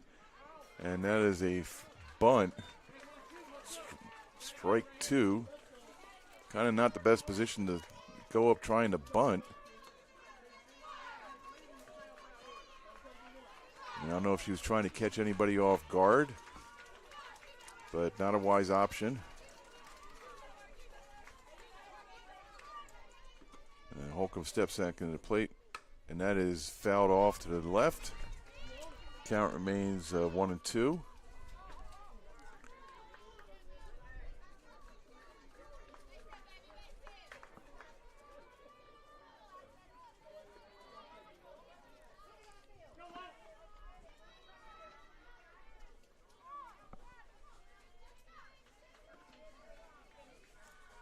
And the pitch. The ball is popped up to the left and is not caught. It is not caught by left fielder Hale. Oh, wait. What happened? Somebody got called out. We do not know what happened.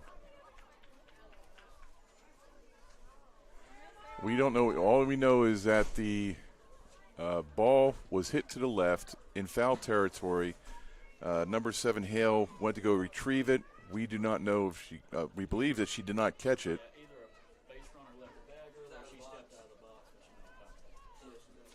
Oh, she was out of the box. Okay, so Holcomb was out of the box when she made contact. So that was why she was called out. That's why Stevenson went out to check, make sure what was going on. So he's not happy right now. He said, this is an important game. and I think he just got tossed. I think Stevenson just got tossed.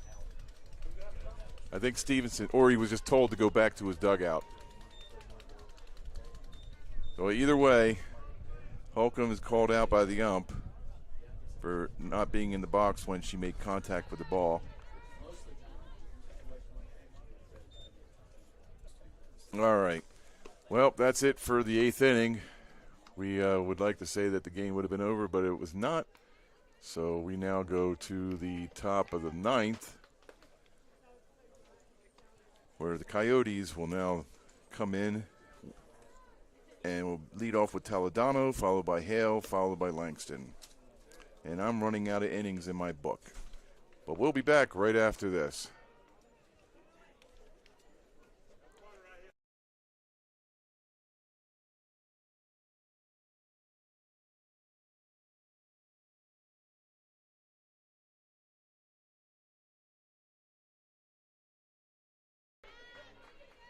Welcome back. We have Toledano coming to the plate. Borden still pitching. We're in the top of the 9th. Toledano gets a called strike on her.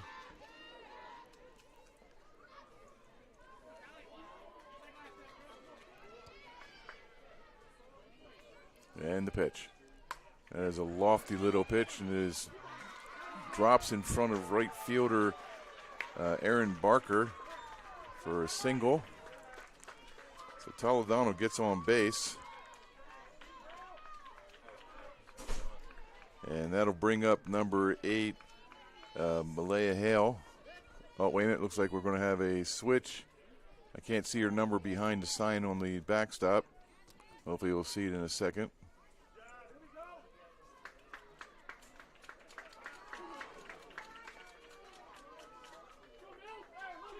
Oh, looks like we have a base runner change. That's yeah, it's number 25. Number 25 is Gabby Miller, who is running for Toledano. And I believe that's number 8 Hale at the plate still. We'll see it in a second. That is a ball. Yes, that is Hale at the plate. So ball 1 to Hale. But Miller is now running for Toledano at first. And the pitch. That ball is bounced. The third baseman picks it up, throws it to first. Hale is out.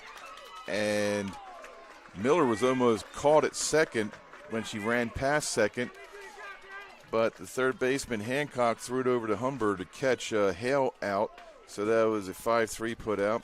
And that'll bring Langston to the plate. If not her, definitely Mathis, number 27. So I'm figuring out by the number on the back who it is. Not sure yet. But Miller is at second. Hale is out for first. So we got 1 out. Runner at second. And that is number 27, Langston. So Grace Langston is at the plate.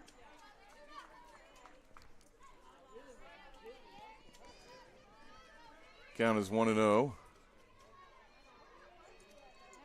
It was amazing that this was such a quick-moving game, and now we're in the 9th inning. As a called strike, 1-1 count to Langston.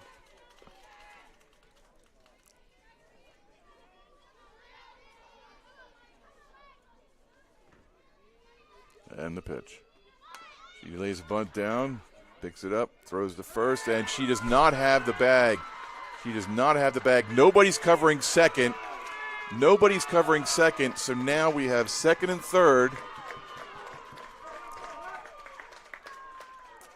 Hancock picked up the ball, threw it to Humber. Humber got pulled off the bag, and when nobody was covering second, Langston ran to second. So now we have Miller at third, Langston at second, and Hunt now, number 5, the shortstop, our second baseman for Coastal, is coming to the plate. And Coach Stevenson is at the center trying to get everybody to calm down because this is a very important play. They have 1 out, 2 on. This is a tie score, 1-1. And Stevenson is reminding them that they just need to play within themselves.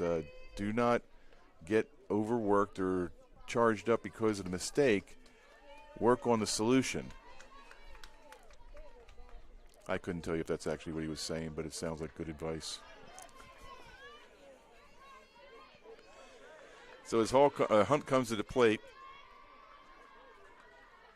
she has yet to get a hit today. She's 0 for 4, 2 strikeouts, a pop-up, and a ground out.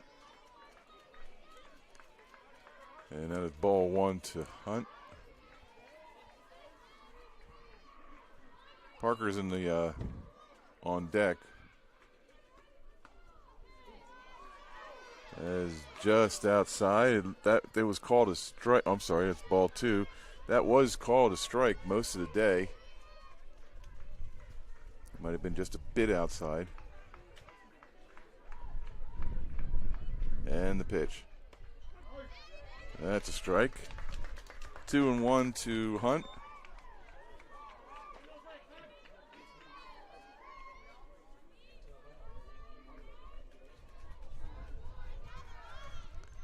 And the pitch from Borden.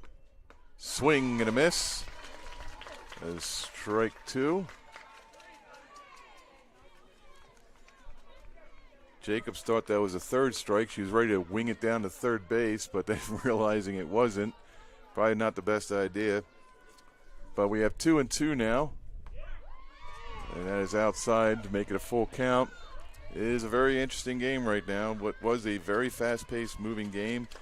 But since the 6th inning, it has slowed down and more tension has increased as the innings keep falling. That is caught.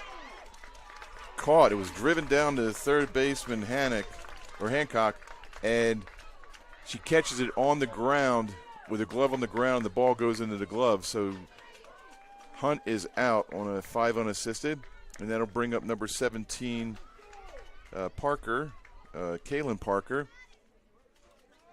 And then we have 2 outs. Runners at second and third. Parker has a hit, a walk, a ground out, and a strikeout. So it's 2 for 4, or 1 for 3, sorry. Don't count for walks. Ball 1 to Parker. If the Warhawks can get themselves out of this jam, it'll be a miracle. Strike 2. I'm sorry, strike 1. Sorry. It was 1-1. A little overworked with excitement here. We have Calhoun fans down there with blue pom-poms trying to cheer him on. And the pitch. High. Ball 2.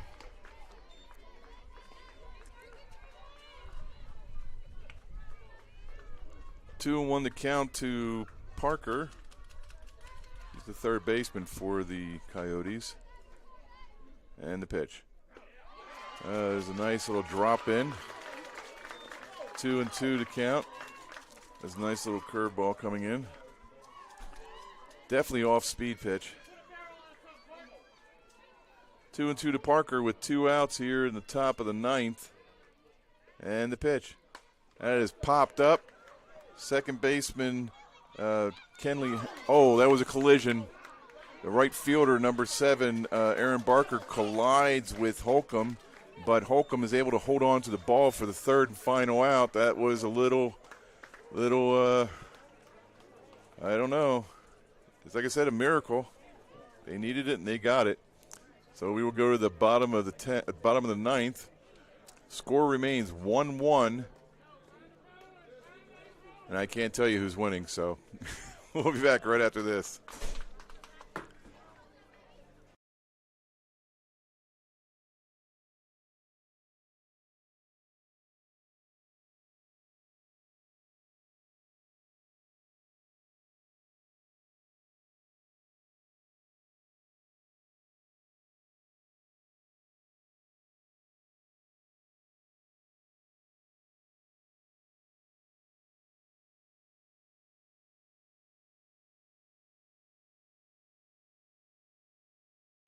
I got to tell you, there's much discussion going on in the booth here about strategies over the last inning or so. But we are where we are, and that's the bottom of the 9th. Tie score 1-1. And we have Tucker, Hancock, and Jacobs coming to the plate. That is the 3rd, 4th, and 5th hitters. Calhoun only needs 1 run to win the game. And for one reason and one reason only, I wish this is going to be the last inning because I am now out of space in my book. I have 9 innings. I'll have to rely on Adam, our official scorekeeper, who has taken Morgan's place in the last inning. I think Morgan did not like the fact that I was bringing him in on air, and he did not want to talk, and it was – well, we have ball 1, and that ball is popped up to the left center, and the center fielder – Langston, sorry, number 27 Langston is center field. So Tucker pops out to center field. And now it brings out number 28, Macy Hancock. She's the third baseman. She was able to make a magnificent little play at third in the top of the ninth. And that's a ball. So with 1 out of here already in the bottom of the ninth, Hancock has a count of 1-0 on her. And that is ball 2.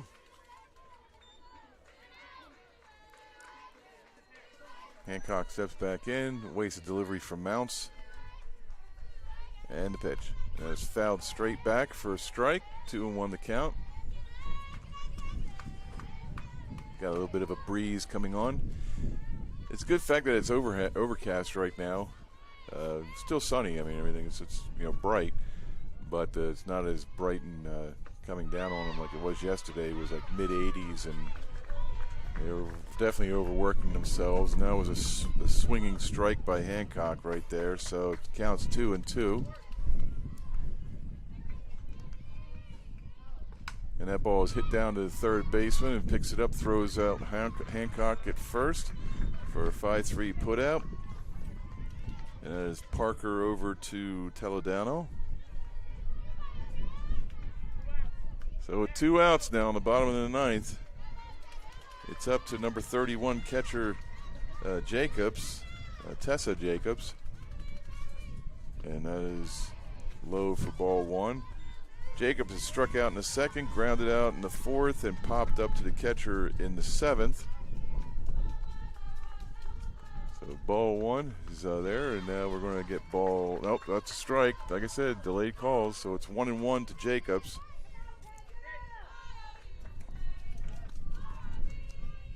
And the pitch. Ooh, that was what is this? A strike. Like I said, this delayed calling is just kind of throwing off the scorekeepers here.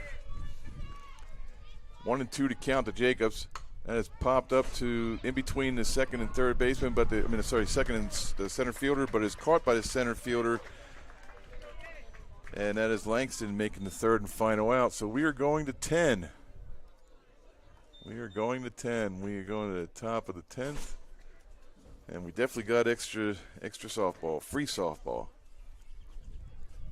This is Trey James with JockJive Sports. We'll be back right after this.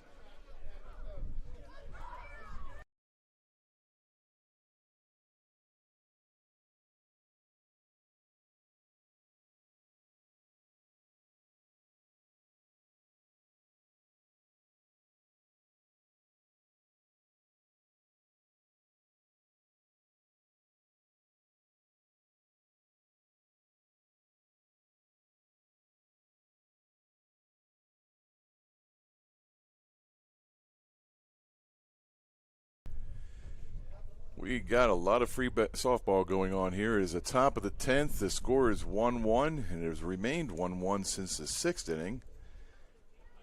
And we have the Coastal Alabama Coyotes with Carpenter, Ryan, and Lottinger coming to the plate.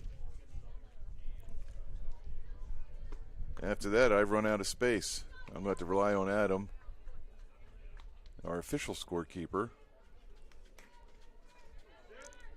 I guess I could flip it over to the next page. But that ruins it for the next game. Why, oh why, Lord, do I have to suffer these travesties? Adam is shaking his head and wondering what the heck's wrong with me. We have Carpenter, number 13, at the plate. She's the catcher for the Coyotes. She has popped up 3 times and struck out. She is 0 for 4. And right now she has an 0-1 count on her here in the top of the 10th. And the pitch. And that ball is belted out to left field and it bounces in front of Abigail Tucker. And she throws the ball in and tries to, oh no, Carpenter is safe at second. Carpenter is safe at second.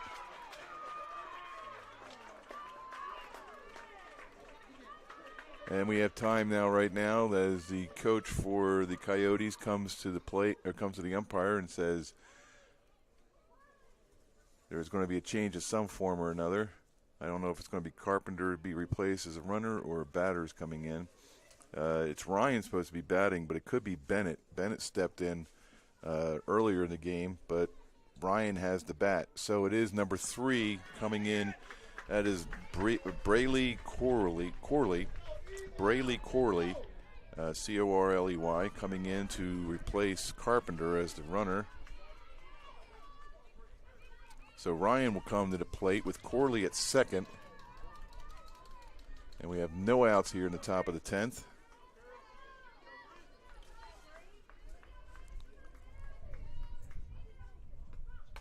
And that is fouled away and goes over to field 1.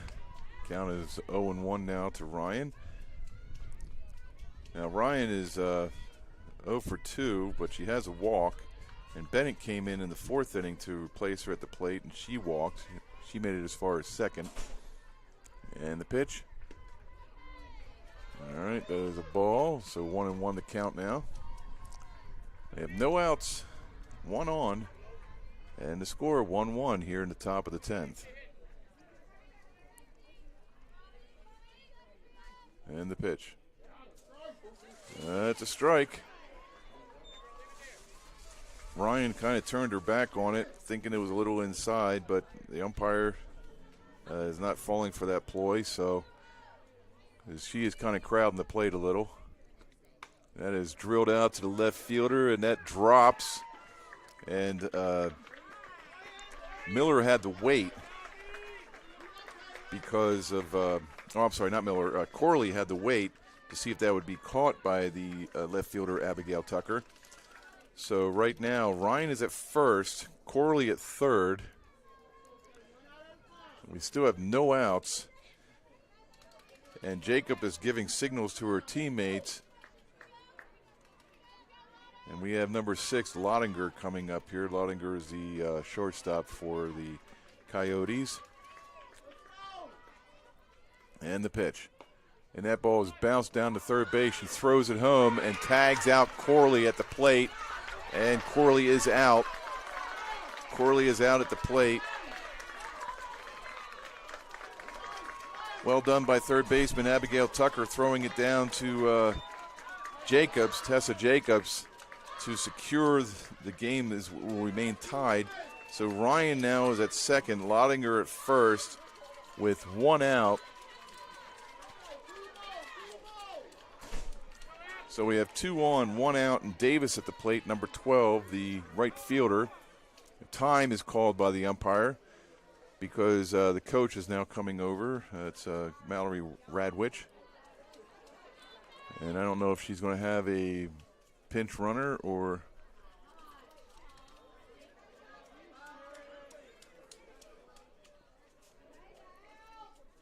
and is there a discussion going on about the play at the plate? Was she blocking the plate? Are they allowed to block the plate in this?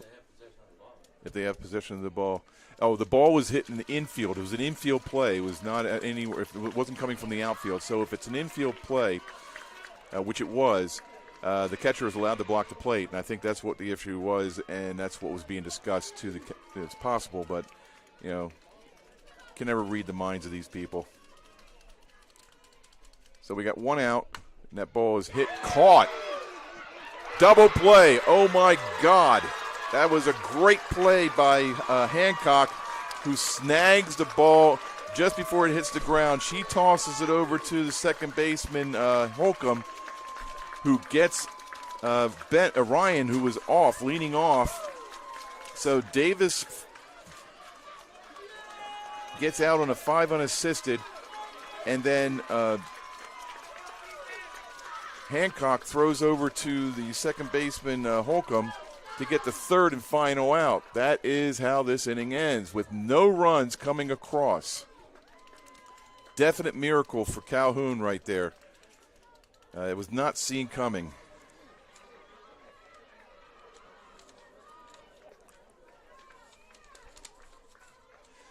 So as we go to the bottom of the 10th,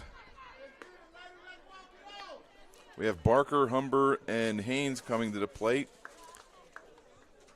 But wow, that was quite a issue there. I was surprised how that was going to end. It looked like the Coyotes were finally going to get a run across to break the tie, and that wasn't the case. But we'll be back right after this.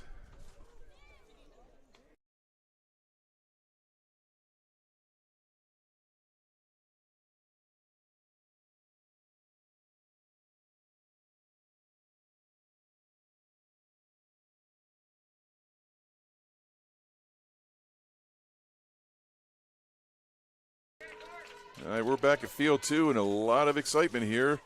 It was insane how the last inning ended on a double play. And we got Barker at the plate.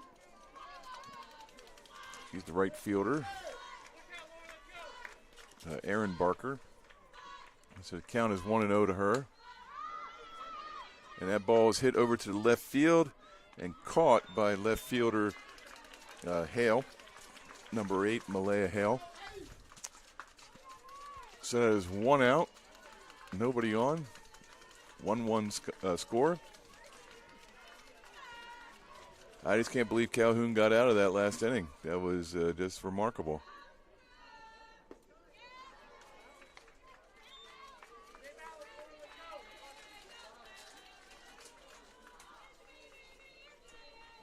Count is 1-0 to Humber.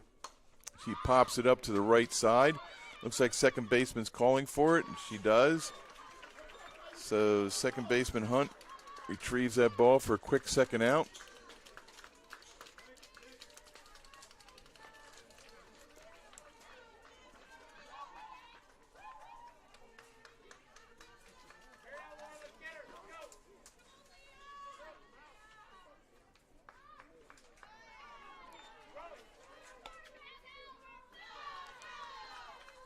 All right, as Mounts throws in the pitch to get situated, we have 2 outs. Haynes is at the plate, number 19.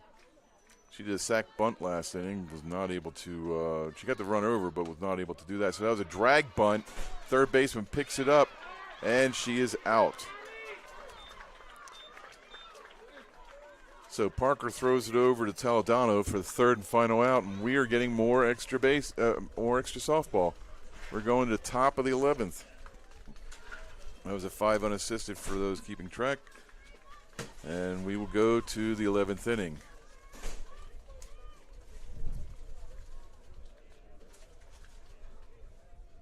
We'll be back right after this.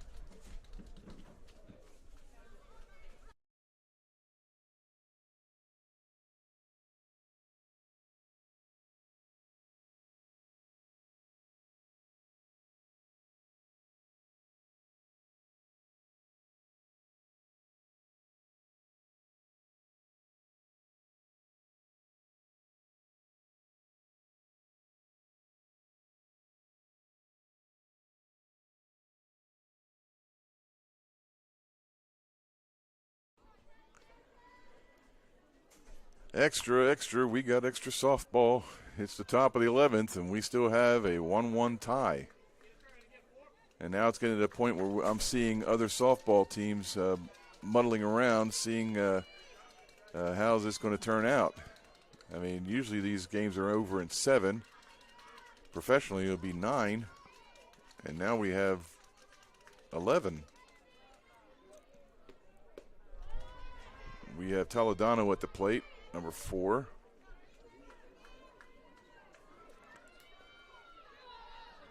And that was a called ball to Toledano. And it's called strike.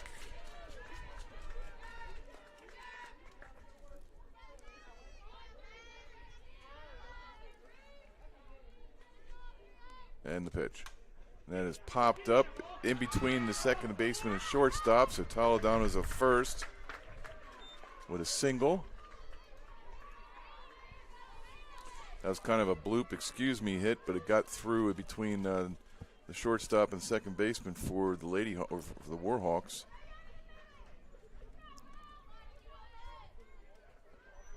We have Hale at the plate, number 8. And that ball is laid down, a bunt foul, and it looked like it might have caught the catcher, Jacobs, on the foot. She came hopping up out of her crouch. But the count is 0-1 to Hale.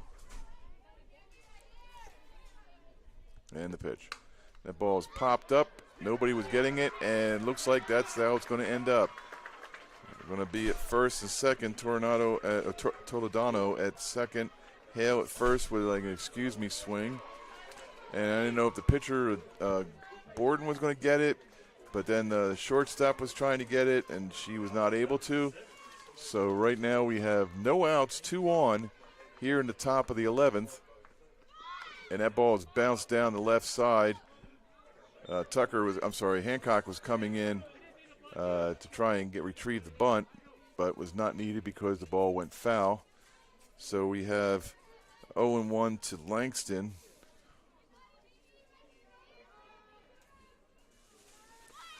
That ball is now bumped twice. Foul.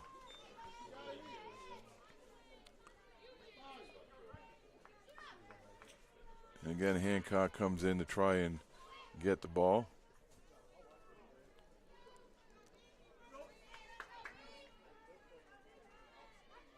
Let's see if she tries the bunt a third time. Nope, that ball is high. Ball 1.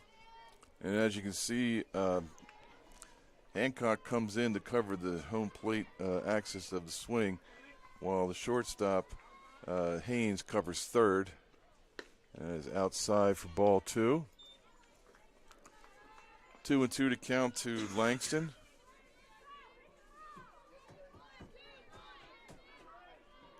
I'm sorry, that's Hale. No, it's Langston. Yep, that was a swing. Nope. The umpire did not call that a swing. It is now full count. There are a lot of upset people in the stands on that one. Did look like a swing, but the umpire said no. And that ball is now popped up, and it's falling into the left fielder, who's now retrieved it. Abigail Tucker is able to grab that. Nobody advances. So that is a 7 unassisted. And Toledano and Hale stay in their rightful positions at first and second. And now we have the top of the order, number 5, Hunt coming to the bat. And the pitch. That is, let me reset this. We got 1 out, and that was a ball. So with 1 out, 2 on here in the top of the 11th, Borden has done a magnificent job of pitching, and that ball is belted left to the outfield, out of play. If that was straight by about 20 feet, that would have been a homer. But for now, it's just a loud single, or a loud strike. 1-1 to count to Hunt. Right now, this is the game of interest because the other game at Field 5 is finished. Do not know the outcome of that one. I'll figure it out in between innings. I'll give you that information. So it's 2-1 now to Hunt. Borden looks in and delivers. Kind of lets off of the gas on that one. Kind of lofts it in there for ball 3. There's time. Stevenson's now coming out and having a chat with the group while the runners for the Coyotes come in and talk with their head coach.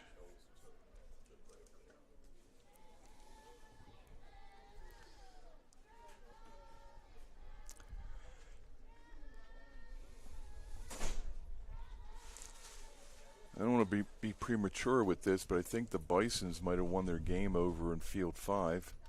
I'm not sure if they were the ones playing, but they're running around with leis around their neck, so it's usually a celebratory action. But in between innings, I'll figure out who won on field 5. Oh, I'm sorry. So it was Snead State beat Wallace? Oh, Wallace beat Snead. Okay, so there we go. So Wallace beat Snead on first game over on field 5 today. So they advance on. Snead is out of the tournament. All right, so we got a 3-1 count to Hunt. And that's a strike 2. Another delayed call, but we're used to it now, so we just wait. Full count, 1 out, 2 on. Tie score, 1-1 here in the top of the 11th. Swing and a miss. We got one runner off, and she is safe. Toledano was off second, and when the third strike came in from Hunt, she K'd. Jacobs threw down to second base, and Toledano was able to get back in. So let's reset all this. It's now 2 outs, and we now have Parker, number 17 Parker, coming to the plate. And that is a ball. So ball 1 to Parker.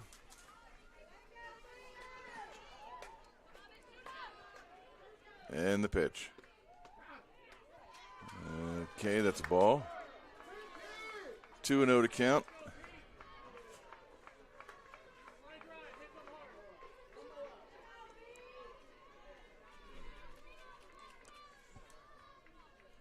And the pitch. That's a strike, 2-1. So Parker is now at 2-1, 2 on, 2 outs here in the top of the 11th. And the pitch. That was a lofty off-speed pitch for ball 3. I know what she was trying to do. She was just trying to change up the speeds on Parker, so just trying to loft one in there. But it just she let it go too soon, or too late. And that is ball 4. We have the bases loaded now. Toledano's at third, Hale is at second, and Parker's at first with a walk. And we have Carpenter coming up to the plate, I believe. It should be number 13, I believe. Yes, it is, Carpenter. And she has the bases loaded with 2 outs.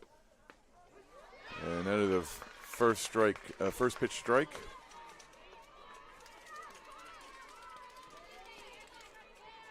We started this game at just before 12 o'clock. It is now 20 after 2.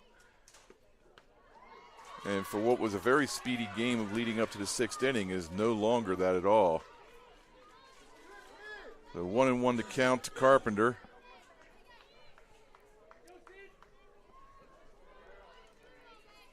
After the 6th inning, it started to slow down with people getting hits and people on base, but no runs were being scored except for the one that Coyotes scored in the top of the 6th to tie the game up. So now with the count 1-2 on Carpenter with the bases loaded, and that ball is fouled away to the right, out of play, hits the light pole and bounces back onto the top of the dugout for the Coyotes. But the count remains 1-2. Borden has pitched all 11 innings here. And the delivery. And that ball is hit out to left field, and that's gone. That is a grand slam home run by Carpenter, the catcher for the Coyotes. She is going to get mobbed at the plate. And she is getting her head thumped. She's going to get checked for concussion. But no, that blows the game wide open. It is now 5-1 with 2 outs here in the top of the 11th. That breaks the game wide open.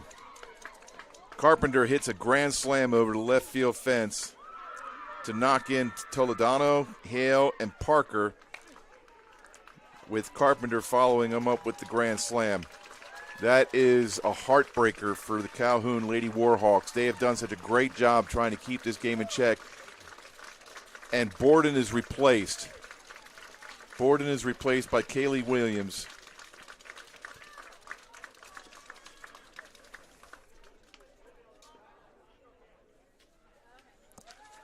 Yes, number 32, I'm sorry. Number 27, Kaylee Williams, takes number 30, Borden's place. And that is a heartbreaker for the Calhoun team. They had done so much. They had so many. They pulled rabbits out of the hat so many different times to keep this game 1-1 in extra innings. And it just, was not meant to be. It is now 5-1 with the Coyotes leading the Warhawks in the top of the 11th. And we're still not done. We still have to finish this inning. So a few minutes is going to be taken to swap out pitchers. That is such a shame for the Warhawks.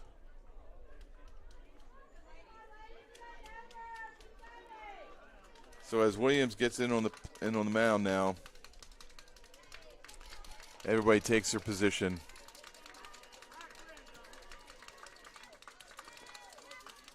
All right, so we have Ryan at the plate.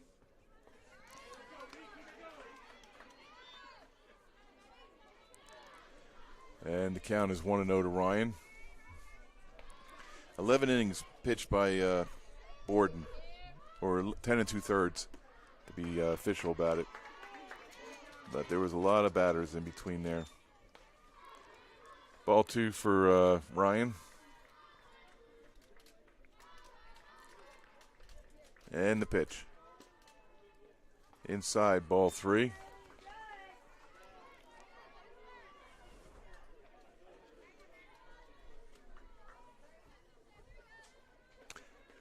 Calhoun fans are in silence right now. They're just stunned. And the ball gets away from Jacobs. And Ryan runs down the first on the walk.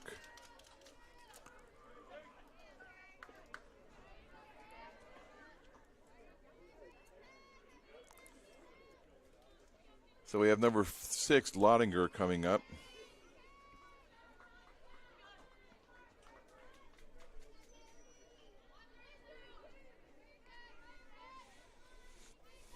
And the pitch. Strike to Lottinger.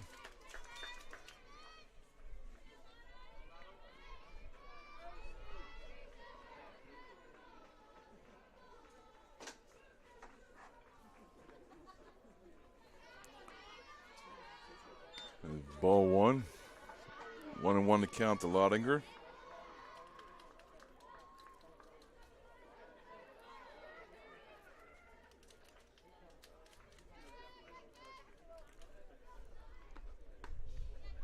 And is outside for ball 2.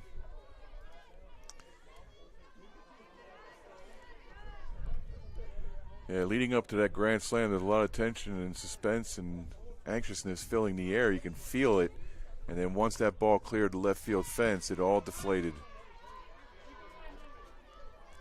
It's 3-1 to count now to Lottinger.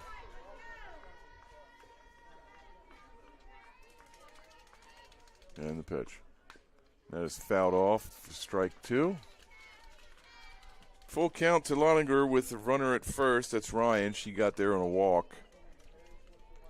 We're in the top of the 11th right now, and the Coyotes are leading the Lady Warhawks 5-1 on Carpenter's grand slam. And the pitch. That is outside for ball 4. We now have 2 on. So Lottinger goes to first. Ryan goes to second. And we have number 12, Abby Davis, coming to the plate.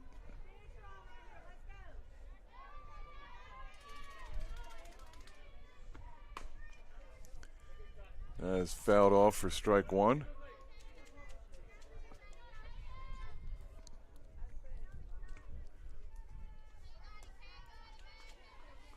Now Calhoun came into this tournament seeded number 6. That's 6 out of 6. And Coastal Alabama South was 4. So it wasn't really like one was really overmatched over the other. They're, the wins, losses in the conference and everything, and in their own division, they're probably pretty tight. But Calhoun had a chance to pull an upset here, and that ball is bounced over to the third baseman Hancock, who then steps on third for the out and has a 5 unassisted. So Ryan goes out at third. Well, the damage is done, and we want to see if the resolution of the Calhoun Lady Warhawks will take position and mount a comeback. So as we go to the bottom of the 11th, the Coyotes are leading the Warhawks 5-1, and we'll be back right after this.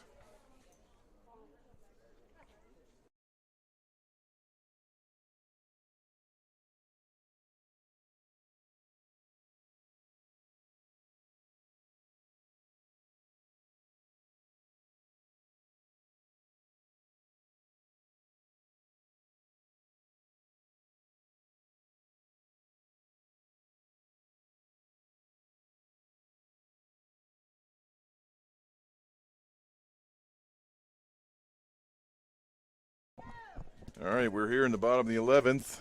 Extra softball, free softball. And if you weren't here for the top of the 11th, you missed a barn burner. It was capped off by a grand slam by Carpenter, number 13, the catcher for the Coyotes, and broke the 1-1 tie that had been going on since the 7th, or the 6th inning, actually. That's when the Coyotes tied up the score 1-1. And ever since then, it was a defensive and pitching battle, leading to the point where Carpenter came up with the bases loaded and slammed one over left field fence for the run differential you see right now.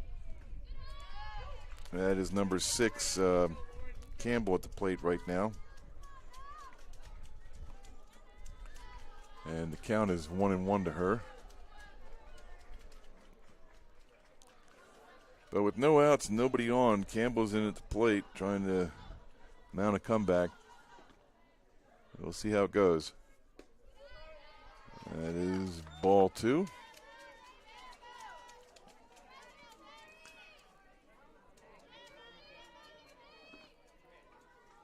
And the pitch. And that is outside for ball 3. Being the 11th inning, I'm sure Parker's over at the scoreboard waiting for when's lunch. I've been pushing buttons for the last 3 hours. 3-1 or 3-2 to count now to Campbell. That's not true. I'm being unfair to Parker. He's doing a good job. That's a base hit over to the left side for Campbell. She ends up at first. And that'll bring the top of the order, number 3, Kira Hall, to the plate.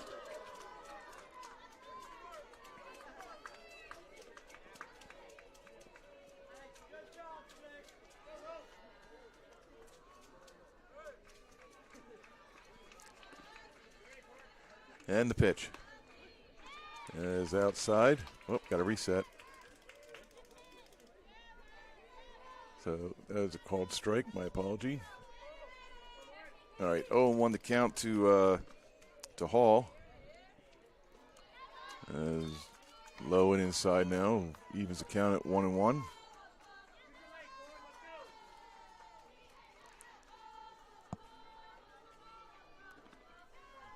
And it looks like Popeye's chicken is the choice of food today. Yesterday was Chick-fil-A.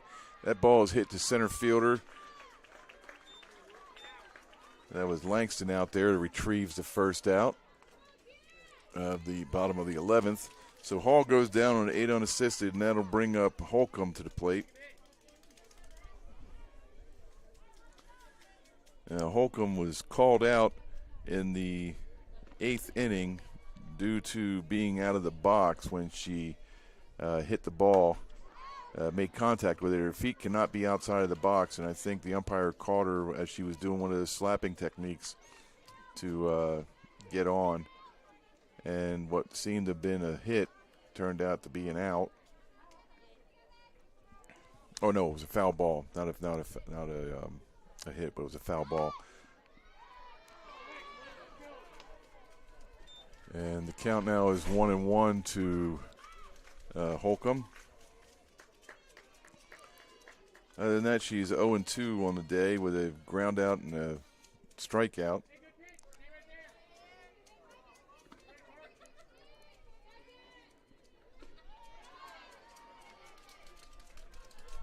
Waiting on it. I guess that's a ball. We haven't seen anything from the umpire, so that's 2-1 now to Holcomb, with one out here in the bottom of the 11th, with one on.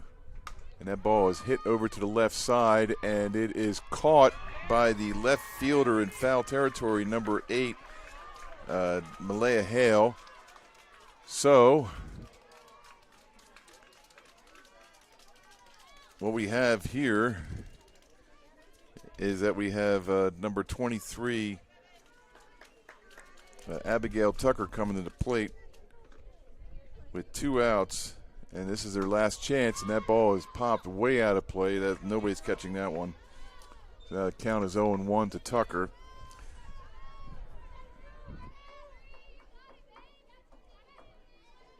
But as a finishing position here on this game, down to the last out, and now the ball is hit over to the second baseman, who picks it up and throws it to the shortstop. So that Hunt gets the ball, throws it over to Lottinger for the third and final out. So that is a 4-6 putout, and that is the end of the game. We are final. Final score, Coyotes 5, Lady Warhawks 1. It was a battle up until the last inning, and then the grand slam by Carpenter, the catcher for the Coyotes, took control of the game at that point. Anyway, that's it. That's what they call the blues for the Calhoun team, and that's what you call rejoice and a jubilation for the Coyotes. That's it for me, Trey James, here at Field 2 of Veterans Park in Alabaster, Alabama. Now, the second game here on Field 2 should start in about 30 minutes, 20 minutes maybe, because it's getting a little late, and they want to try and get this in before the looks of rain, because it does look like we're getting some ominous clouds here a little bit. But we'll see what happens with that. But the final score is 5-1, Coyotes over the Lady Warhawks, and they are now celebrating. And the next game here at Field 2 will be the winner of Game 6, which was this one, against the winner of Game 5, which was Wallace. So it will be the Coyotes versus Wallace.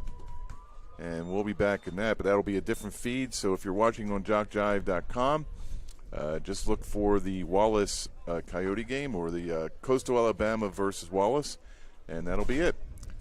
Well, thank you very much for watching this game. Again, this is Trey James for JockJive Sports. Thank you, God bless, and have a great day.